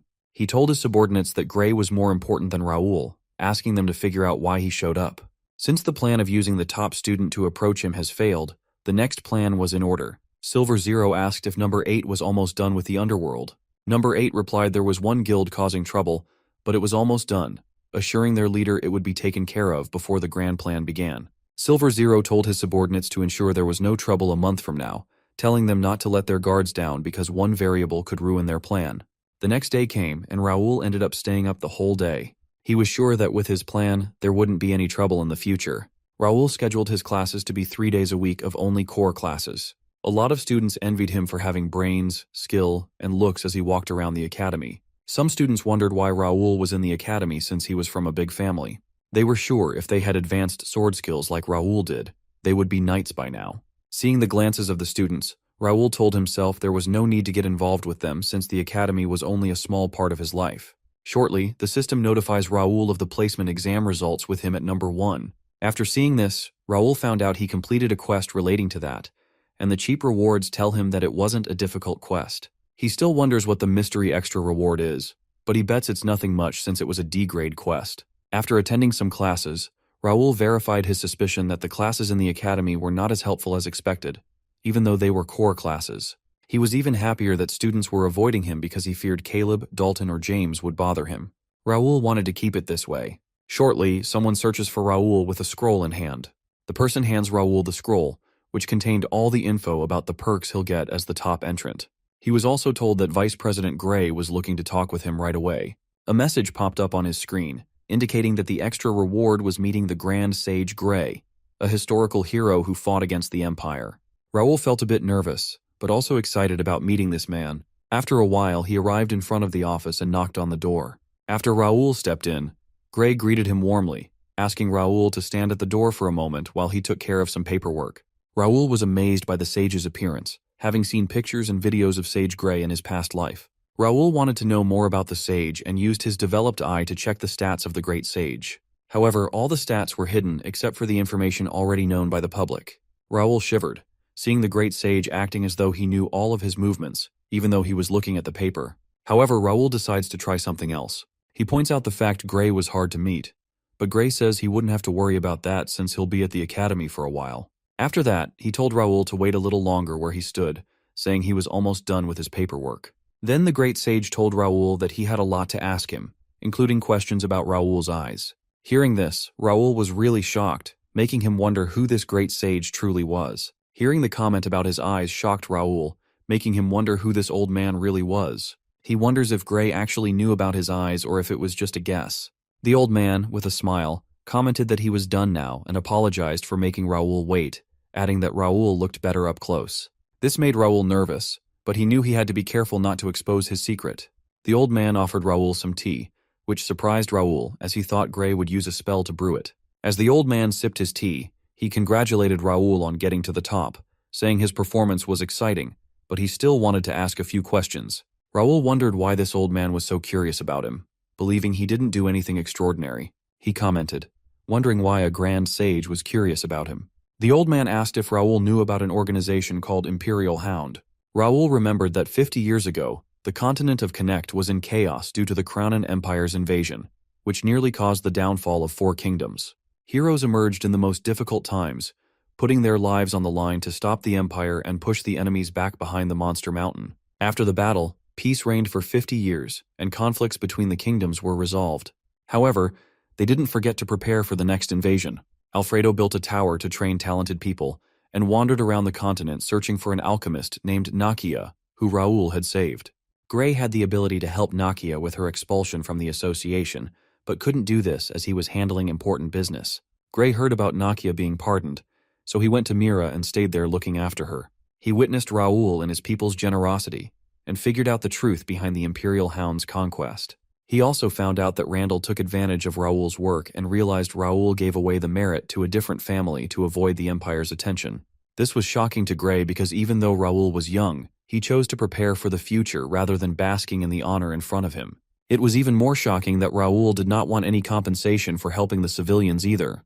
Grey saw Raoul as the perfect person to be this world's hero and decided to watch him closely. This is how Grey ended up in the academy, but Raoul would only find out about it in the future. Raoul knew he had to stay sharp even though he had no idea why he was there, and wondered how he would respond to the Imperial Hound question. Seeing Raoul silent, Grey commented with a smile that Raoul was being cautious. He informed Raoul that if anyone else asked about this, it would be good to stay silent like he was now since it was too dangerous for him to handle. Grey finally revealed that he had been watching Raoul all the way from Mira and how he handled conflicts outstandingly. He said Randall would struggle a little, and Raoul couldn't believe what he was hearing, knowing if Randall was aware of this, he would be in trouble. Grey told Raoul not to worry because he wouldn't tell anyone, saying Raoul made the right choice staying anonymous at an age where people are eager to show off. Raoul asked how much Grey knew and why he was staying quiet about it. Grey asked if Raoul knew why the Empire was so dangerous. Raoul believed it was because of their military strength. While that's something to consider, Grey asks if he thought the Empire's land and population overwhelmed the other kingdoms. Raoul knew this wasn't exactly true because the Empire, despite having a large amount of land, had most of it being desolate. He knew the population of the Empire was around the same as one of the kingdoms due to the harsh climate. Grey figured that the only way the Empire surpassed them was in information, saying while they were exposed to the Empire, but they knew nothing about it. The only way to get to the Empire was behind the Monster Mountain and the Forbidden Barrier.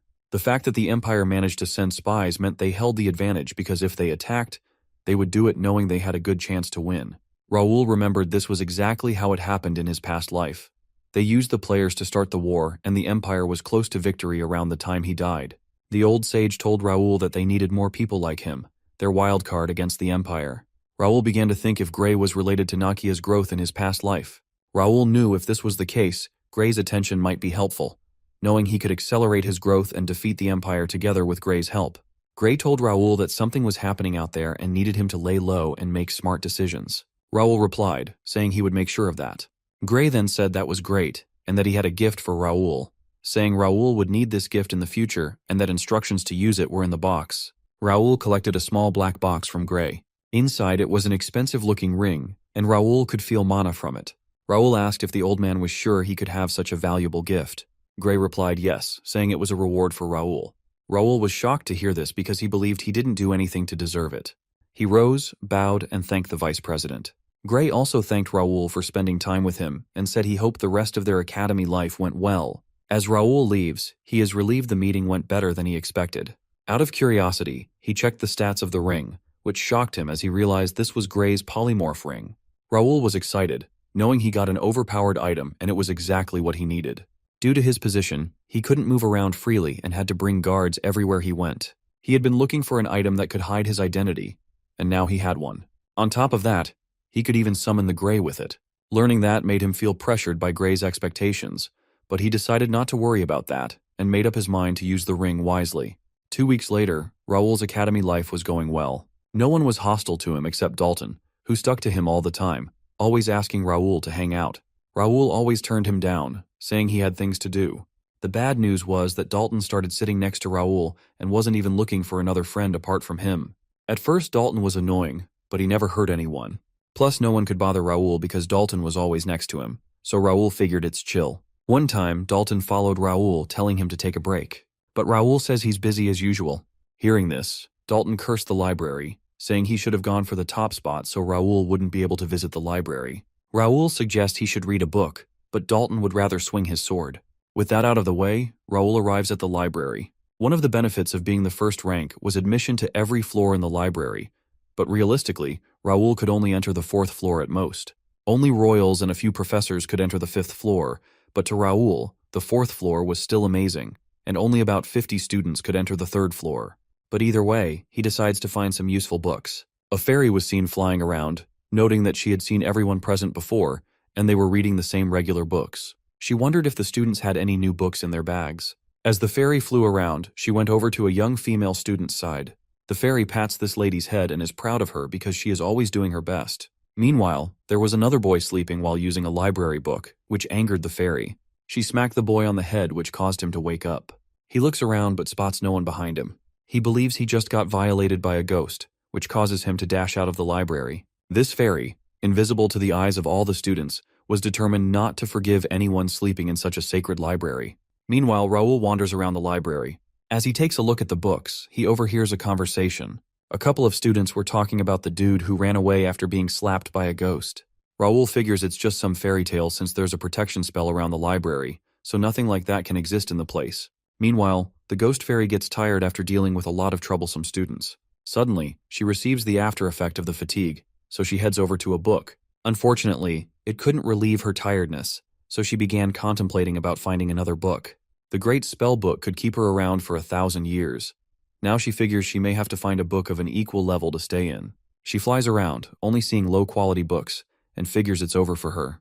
But she's not willing to give up since she apparently has a long-cherished wish and can feel something special approaching. As the fairy is about to use her wish, she notices something surprising. She spots Raoul and the pile of books he has, so she launches toward him, hoping the books are the right ones for her.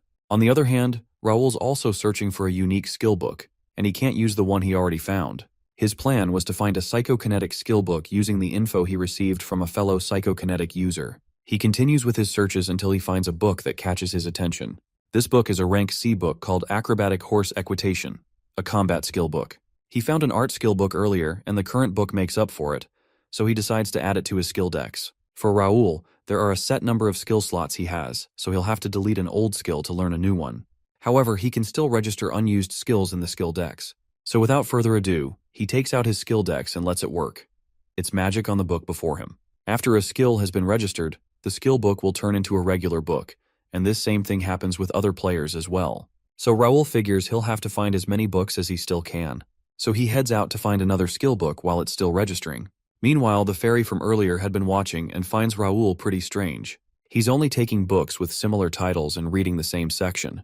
On top of that, the fairy finds his book selection to be weird and completely unrelated to each other. However, she can tell something is unique with Raoul since he can differentiate between them, plus he's also good looking. Still, it doesn't help matters for her since a person has to be a grand sage or archwizard to talk with her. and the ones she met weren't helpful. In the current moment, her existence is due to many sacrifices, a harsh fate, and coincidences. Additionally, finding a human who can help maintain her existence is getting tiring. Even though the books before Raoul look special, they're not good enough for her. She thought she may have sensed something, but figured she's losing her senses. Soon she begins to wonder why Raoul's touching the book oddly. Then she realizes that's no ordinary book judging from the symbol engraved on it. Raoul whips out a book and gets to work. The fairy witnesses this, and she's absolutely shocked with the fact he's absorbing the power from a book. However, she doesn't see any difference in the one that absorbed the power, and she's curious to take a closer look at the situation. After that, Raoul heads away.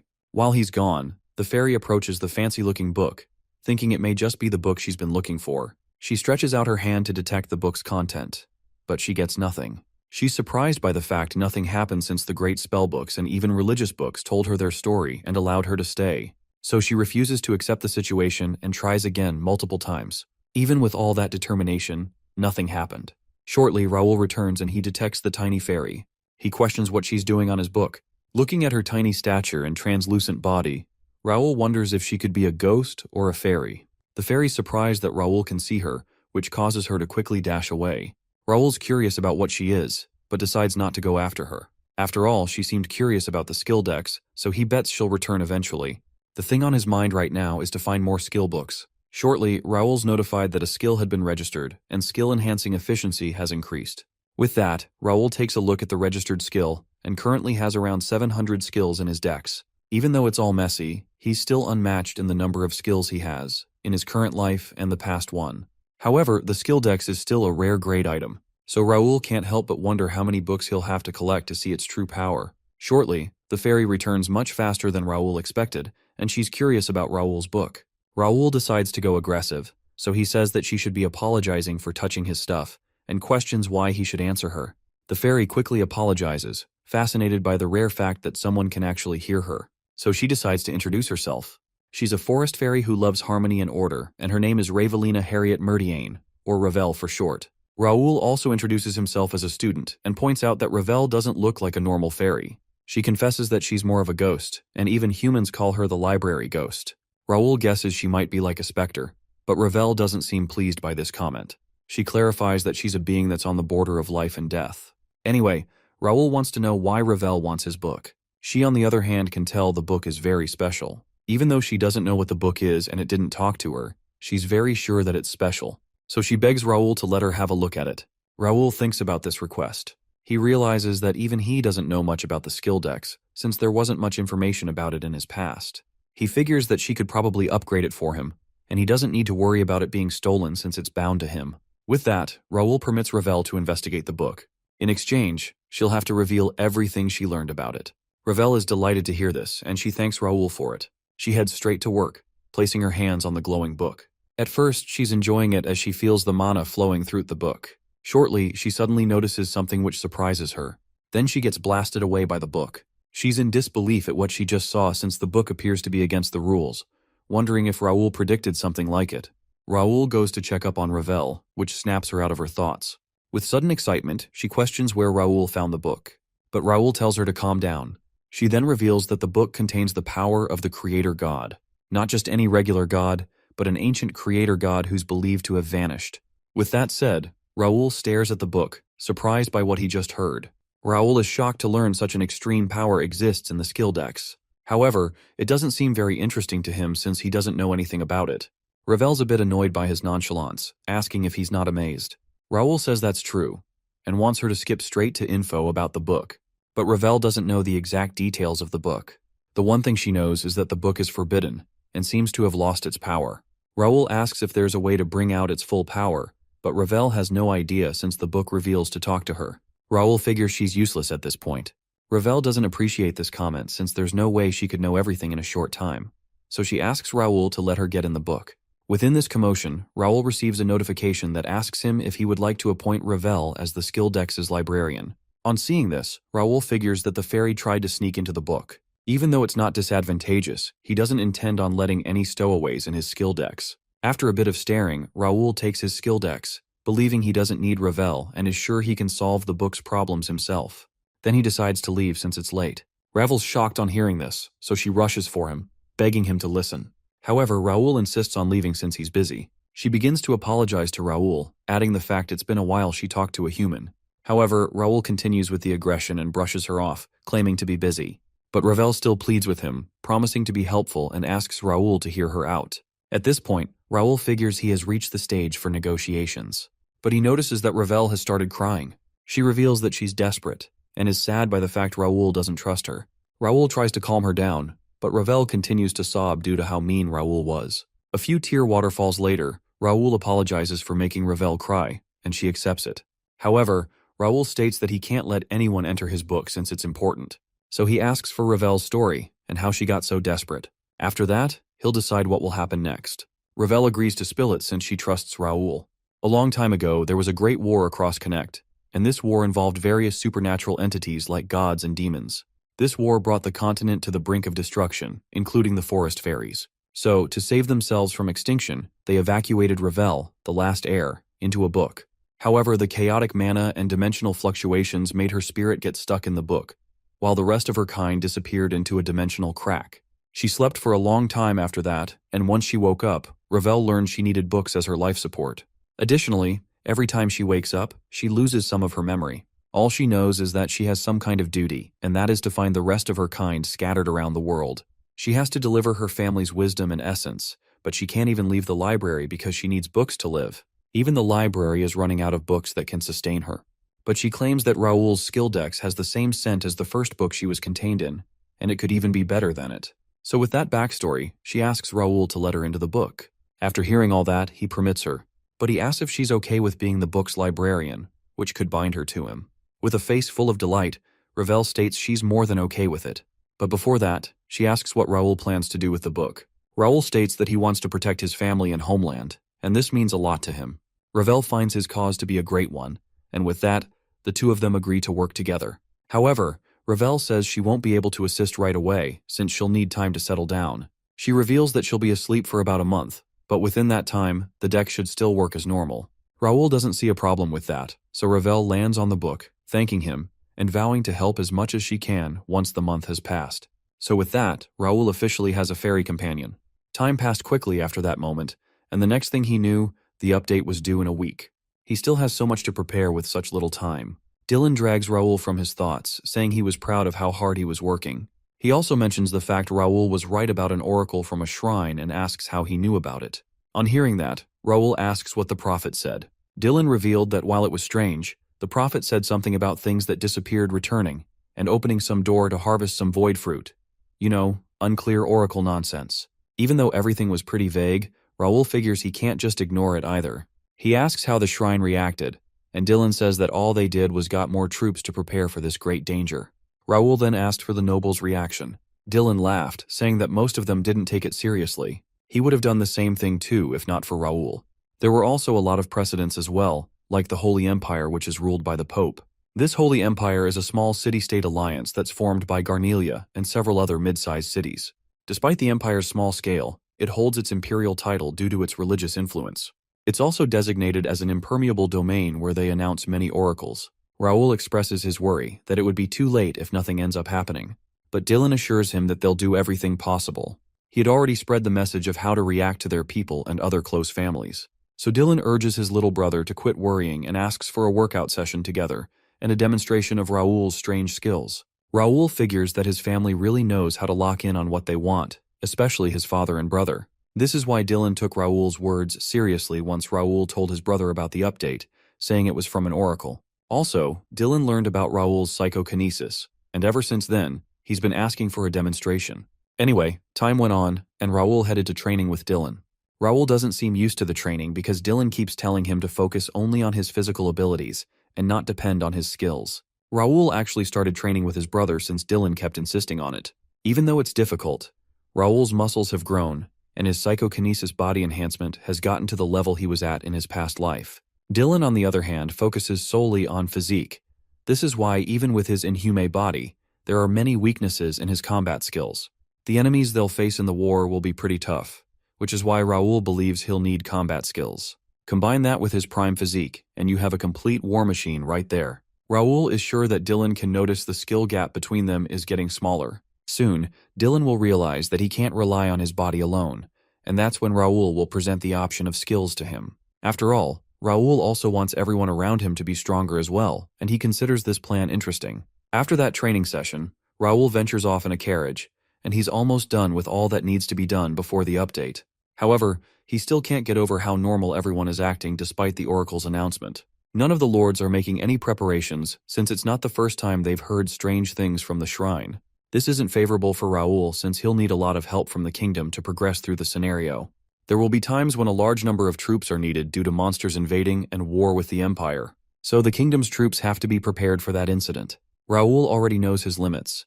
Even though he's a count's son and knows the future, he's still a 15-year-old kid. So, he focused on the things he can do like paying attention during academy lectures and searching for skill books in the library. He also visited 3 other beginner cities during his free time. While Mira resides in the south, there's also Kessin in the east, Bryant in the west, and Zusek in the north, making that a total of 4 beginner cities in Reuben Kingdom. He used the letter of recommendation he got in Mira to meet with the mayors of these other cities. They also accepted Raul's offer to invest in their cities since their situation was pretty much the same as Mira's. From there, Raul started large-scale civil engineering projects and established branches of the First Guild. Even though it all cost a jaw-dropping 3.5 million gold, it was all worth it. All that's left is to finish with construction before the players start rolling in. Raul also issued mercenary recruitment notices in all 4 cities and the capital's mercenary guild. This was done to hire mercenaries of at least C rank and small-scale mercenary groups of up to 10 members. The offer states that Raul will pay double during the first month, and if they're good enough, he'll offer them a chance to join the guild or become a trainee knight. Since the offer was amazing, Raul received a large amount of applicants at 50 B ranks and 950 C ranks. Hiring them all took at least 30,000 gold, and more of that gold will be gone just to keep them. But still, Raul believes it's all worth it. He won't have to worry even if a high-level battle were to break out. While a few nobles talk about Raul's excessive expenditure, Raul asks if Philip called the guild members. Philip had called the 45 members of the guild, except for the executives who were divided into 10 and finished training. With that, Raul instructs him not to let his guard down since they have a mission tonight. Many things changed within all the time that passed. CIS trainees reached the expert level and were promoted to regular knights, plus 9 other knights including Philip, Jake, and Pierce became regular members of the First Knight. Additionally, the trainee knights and other soldiers are affiliated with the First Knights. And with that, the First Guild will make its first public move as First Knights. Raul takes a look at the guild members' stats. He picked people with a potential talent of B rank or higher, but they're much better than he expected, and is looking forward to their growth. At this point, Raul has done everything he can to prepare for the oncoming update. All that's left for him is to hope everything goes as planned, while he watches the update countdown timer. At some other location, Silver Zero holds a meeting, asking for the report. His subordinates report that the royal family increased their patrols, the same with the Templeton and McNeil families. Silver Zero asks if the Ashton County is religious, and Number 6 says they aren't even though they have a good relationship with the shrine. He also points out the fact they were preparing before the Oracle's announcement, and figures they have a different source. Silver Zero asks about Gray, but it seems he's currently focused on the academy. Silver Zero then asks Number 8 if the mercenary squad infiltration was successful. Unfortunately, he reports that everyone failed. Another person's shocked by this, considering the fact that they were looking for 1,000 men. So, Number 8 revealed that they passed the pre-test, but failed the main test. This makes him believe that Raul has a special ability. Silver Zero remains speechless after hearing this. However, his colleagues wonder if they need to worry about Raul since he has no benefit from the plan. While that may be true, Silver Zero decides to keep him under surveillance. He then asks for the agents, and his colleague states that everyone's in place. With that, the grand plan to kill all the nobles is about to begin. So Silver Zero instructs his troops to remain focused. Then they all hail their emperor, while Silver begins to wonder about Raul. Back in the peaceful town, a child points to the sky, showing his mother something. A bunch of purple meteors light up the sky, and the lady wonders why there are so many. But out of nowhere, a sudden earthquake appears, catching the civilians by surprise. The mother holds her son tightly to protect him. But shortly, a magic gate appears before them. As you would expect, the civilians wonder what it is, but they quickly find out when a horde of monsters emerge from it. They rush into attack while the lady's frozen in fear, but fortunately, Jake arrives to save the day. He and some other guards with him take care of the monsters and instructs the civilians to evacuate. Then Jake reports that they found a gate at their location, so they prepare to defend as they evacuate the civilians to safety. It's not just Jake who reports this. Pierce and Philip also report the same issue of monsters popping up. Raul, who's the head of operations, receives these reports from his troops and gives commands to them. He's aware that what's happening right now is the update.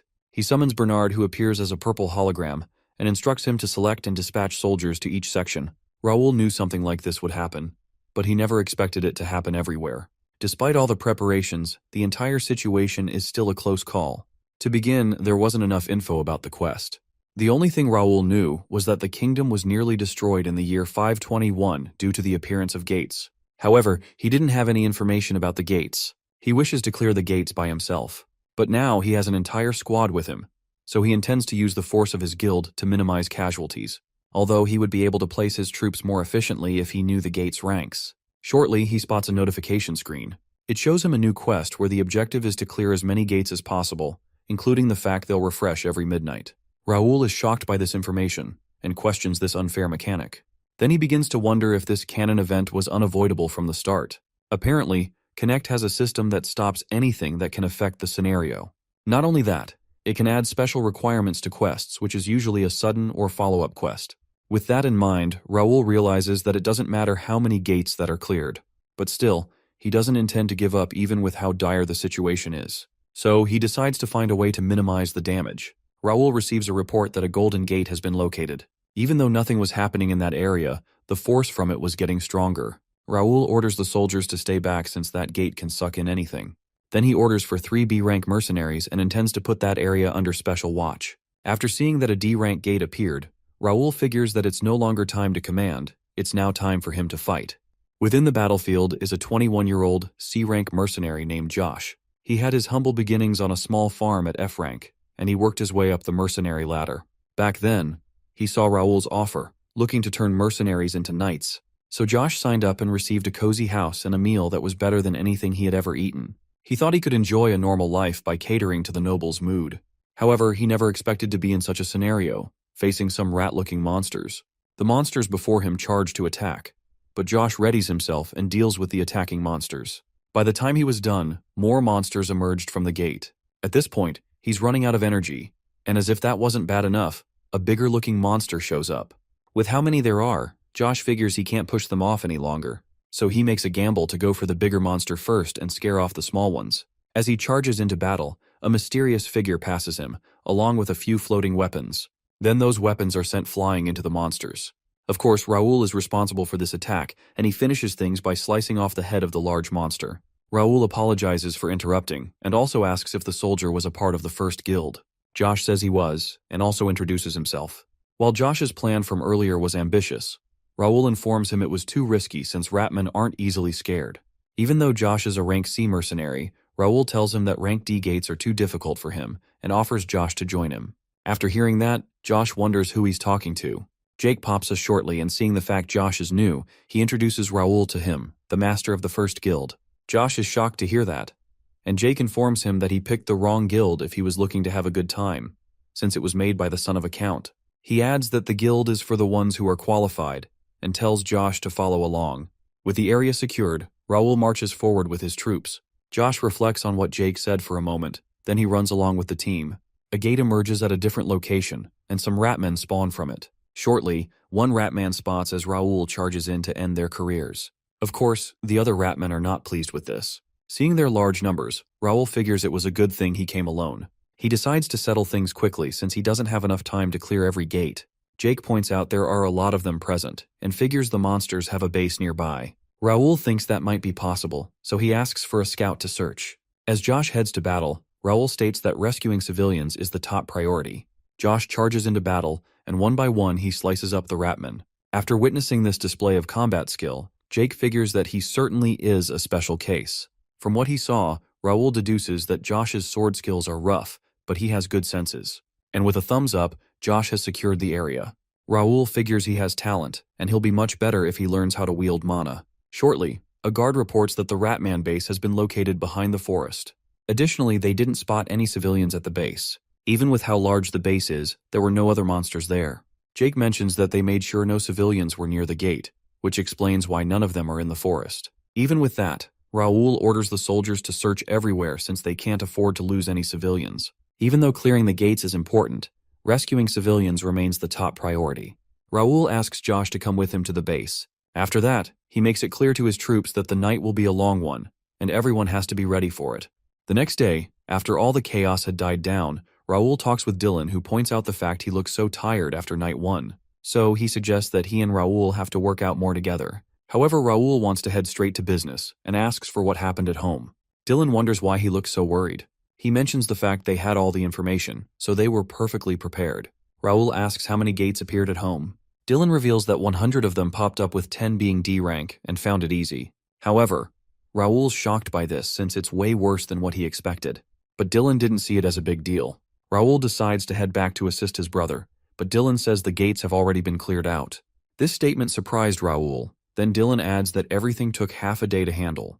This was thanks to powerful figures like Count Ashton, their father, Master Trevor, and Commander Ernest. In fact, they were all craving violence and were bored with ordinary life. Seeing such energized old men run around was certainly amusing for Dylan, while Raoul gets a reminder that he doesn't come from a regular family. Even though everything ended well, Raoul figures that Dylan's actions were too reckless, so he instructs his brother to leave the D-rank gates since they're too dangerous.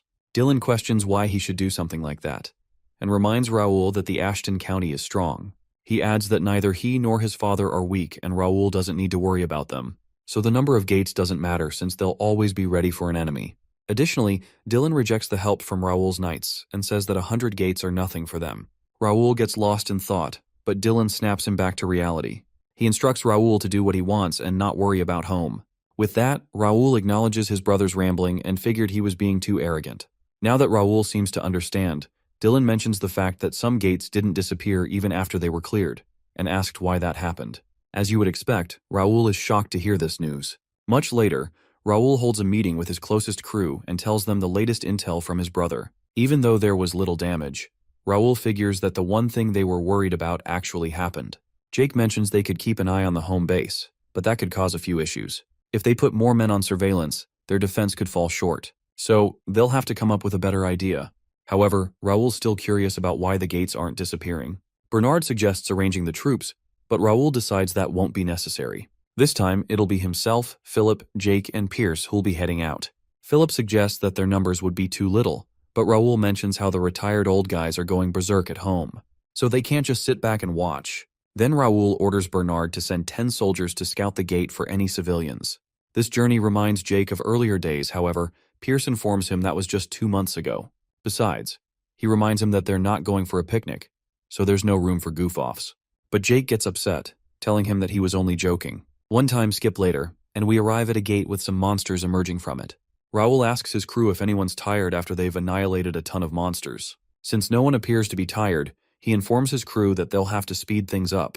With that said, the monsters all charge in to attack. Raoul and his men all attack the monsters, with Jake fighting with excitement. Jake mentions the fact he was bored. Little did he know that a monster was about to land a sneak attack. Luckily, a couple of arrows put the goblin out of its misery. Jake's surprised by what happened, and the person behind this assist was none other than the sharpshooter, Pierce. However, Jake takes this personally and claims to have everything under control. Then he tries to make a bet on who can get more kills, but Philip tells him to stop that. Meanwhile, Raoul surveys the rough terrain and doesn't see anything special with it. Soon, Josh arrives to give a report. He pretty much says the same thing as Raoul. A troublesome terrain with nothing special. Plus, there are no civilians as well. Raoul figures that something's made in a way that only players can approach them, which was what he expected. As for what he's rambling about, it's about dungeons. Normally, gates and dungeons can be cleared easily by the NPCs of Connect, since they're much stronger than players. However, the players wouldn't be okay with that. Because of this, there are strong restrictions that do not allow NPCs to enter Gate Guardian or Dungeon Boss rooms. So Raoul thinks of what he can do next. Shortly, he receives a notification, stating that the conditions for a hidden quest have been met. The objective of this hidden quest is to eliminate the Gate Guardian. Normally, Raoul would be glad to receive this, but currently, he's in a hurry. Apparently, his teammates also received the same quest as well. Philip wonders if they'll have to find the Guardian since they didn't come across any Guardian-looking enemies earlier. However, Josh draws the team's attention to a monster in the distance. This huge monster that obviously looks like a boss steps forward, and the team will have to go against a dark corrupted goblin who's the E-rank Gate Guardian. Philip figures that the goblin is the gate's guardian. The team found it rather handy the Guardian came straight to them. Josh volunteers to take care of the monster, but Raoul has already gone Super Saiyan and asks everyone to back off since he'll be taking the monster alone. Jake wonders what's up with Raoul, but Philip reminds him that Raoul always leads the battles. The reason for this is that there'll be no rewards when an NPC defeats the Guardian. Even though he doesn't expect much from an E-rank gate, there's no reason not to get the benefits. Besides, Raoul also wants to see if the gate will remain open when he defeats the Guardian. Soon the battle begins, and the goblin attacks with its mace first. Raoul defends against the attack, then he maneuvers with his sword, making the Guardian lose its balance. With the opening he has now, he slices the goblin across its chest. The rest of the soldiers watch this brawl and are in awe of Raoul's pro-swordsmanship. However, Josh finds the way that Raoul countered to be crazy and is amazed by the skill of the guildmaster. Meanwhile, Raoul stands victorious and has seen what E-rank guardians are like. With the Guardian defeated, Raoul waits for the message that says, "The gate will disappear." But instead of getting that, an error message pops up instead. Of course, Raoul is confused by what he's looking at. Anyway, Raoul shows his squad core ore, the heart of a power armor. It was found in the heart of the goblin, and Raoul states that they have to collect lots of them to possibly make a power armor factory. Now the squad has learned about this valuable item. Raoul glances back at the gate. It didn't disappear even though he defeated the Guardian, and he can't go against the scenario. However, Raoul planned to follow it anyway since he could just farm XP from the infinitely respawning gates. Raoul announces that they're all going to hunt every D-rank gate in the capital. He points out they'll need one more mercenary, so he asks Josh to fill the spot. Since Raoul took his moment to shine, he wants to give Josh another go, and Josh is very willing to go. With the team now decided, they head to work. Shortly, Raoul passes through the gate and wonders where he's at. He appears to be at a random dark cave, with the only source of light being from the gate. Raoul never expected this, but luckily he came prepared. As he fiddles with his inventory, the rest of his men pop out of the gate, wondering where they are. Raoul whips out a lantern, giving them a light source. Jake recognizes the lantern as a magic lamp, which is a rare item. As for Philip, it's the first time he's seen one. Now they have a way to look around, but Raoul instructs his team to stick together. Raoul then turns his attention to Josh, since it's his first mission, and hands him the lamp. Josh is nervous about receiving such a valuable item, but Raoul trusts him, so he encourages Josh to do his best as the guild's rookie. On hearing that, Josh's desire for success kicks in, and he's now determined to protect the lamp with all he's got. However, Raoul knows that he's the lucky one. As he takes a look at Josh's stats, Raoul knows that Josh will become an S-rank mercenary, and will become a possible candidate to become the mercenary king. Raoul asks Pierce how the scouting's going, and Pierce reports the fact there are movements in the dark. One thing he's sure about is that they're definitely not friends. Suddenly, Pierce detects something and he quickly fires his bow towards the ceiling. From the sound he heard, he definitely hit something. Then Pierce points out the enemies are currently all around them. In a moment, a massive swarm of giant bats comes charging at them. Raoul reveals that they attack any place they see light. On hearing that, Josh realizes that he's in trouble. The bats come charging at him, while he begins to flail his sword in the air. Seeing that they're all targeting the lamp, Raoul tells Josh to drop the lamp. However, he's shocked to find out that Josh is ready to throw hands with the bats any day. He begins to slice through all the bats while protecting the precious lamp. With how crazy he's gone, Jake figures that Raoul may have hyped him up too much. But Raoul figures it's nice to have an energetic person in the squad, and considers this as an admission test. So they all stand by, watching their new rookie deal with the swarm of bats and continue to hype him up.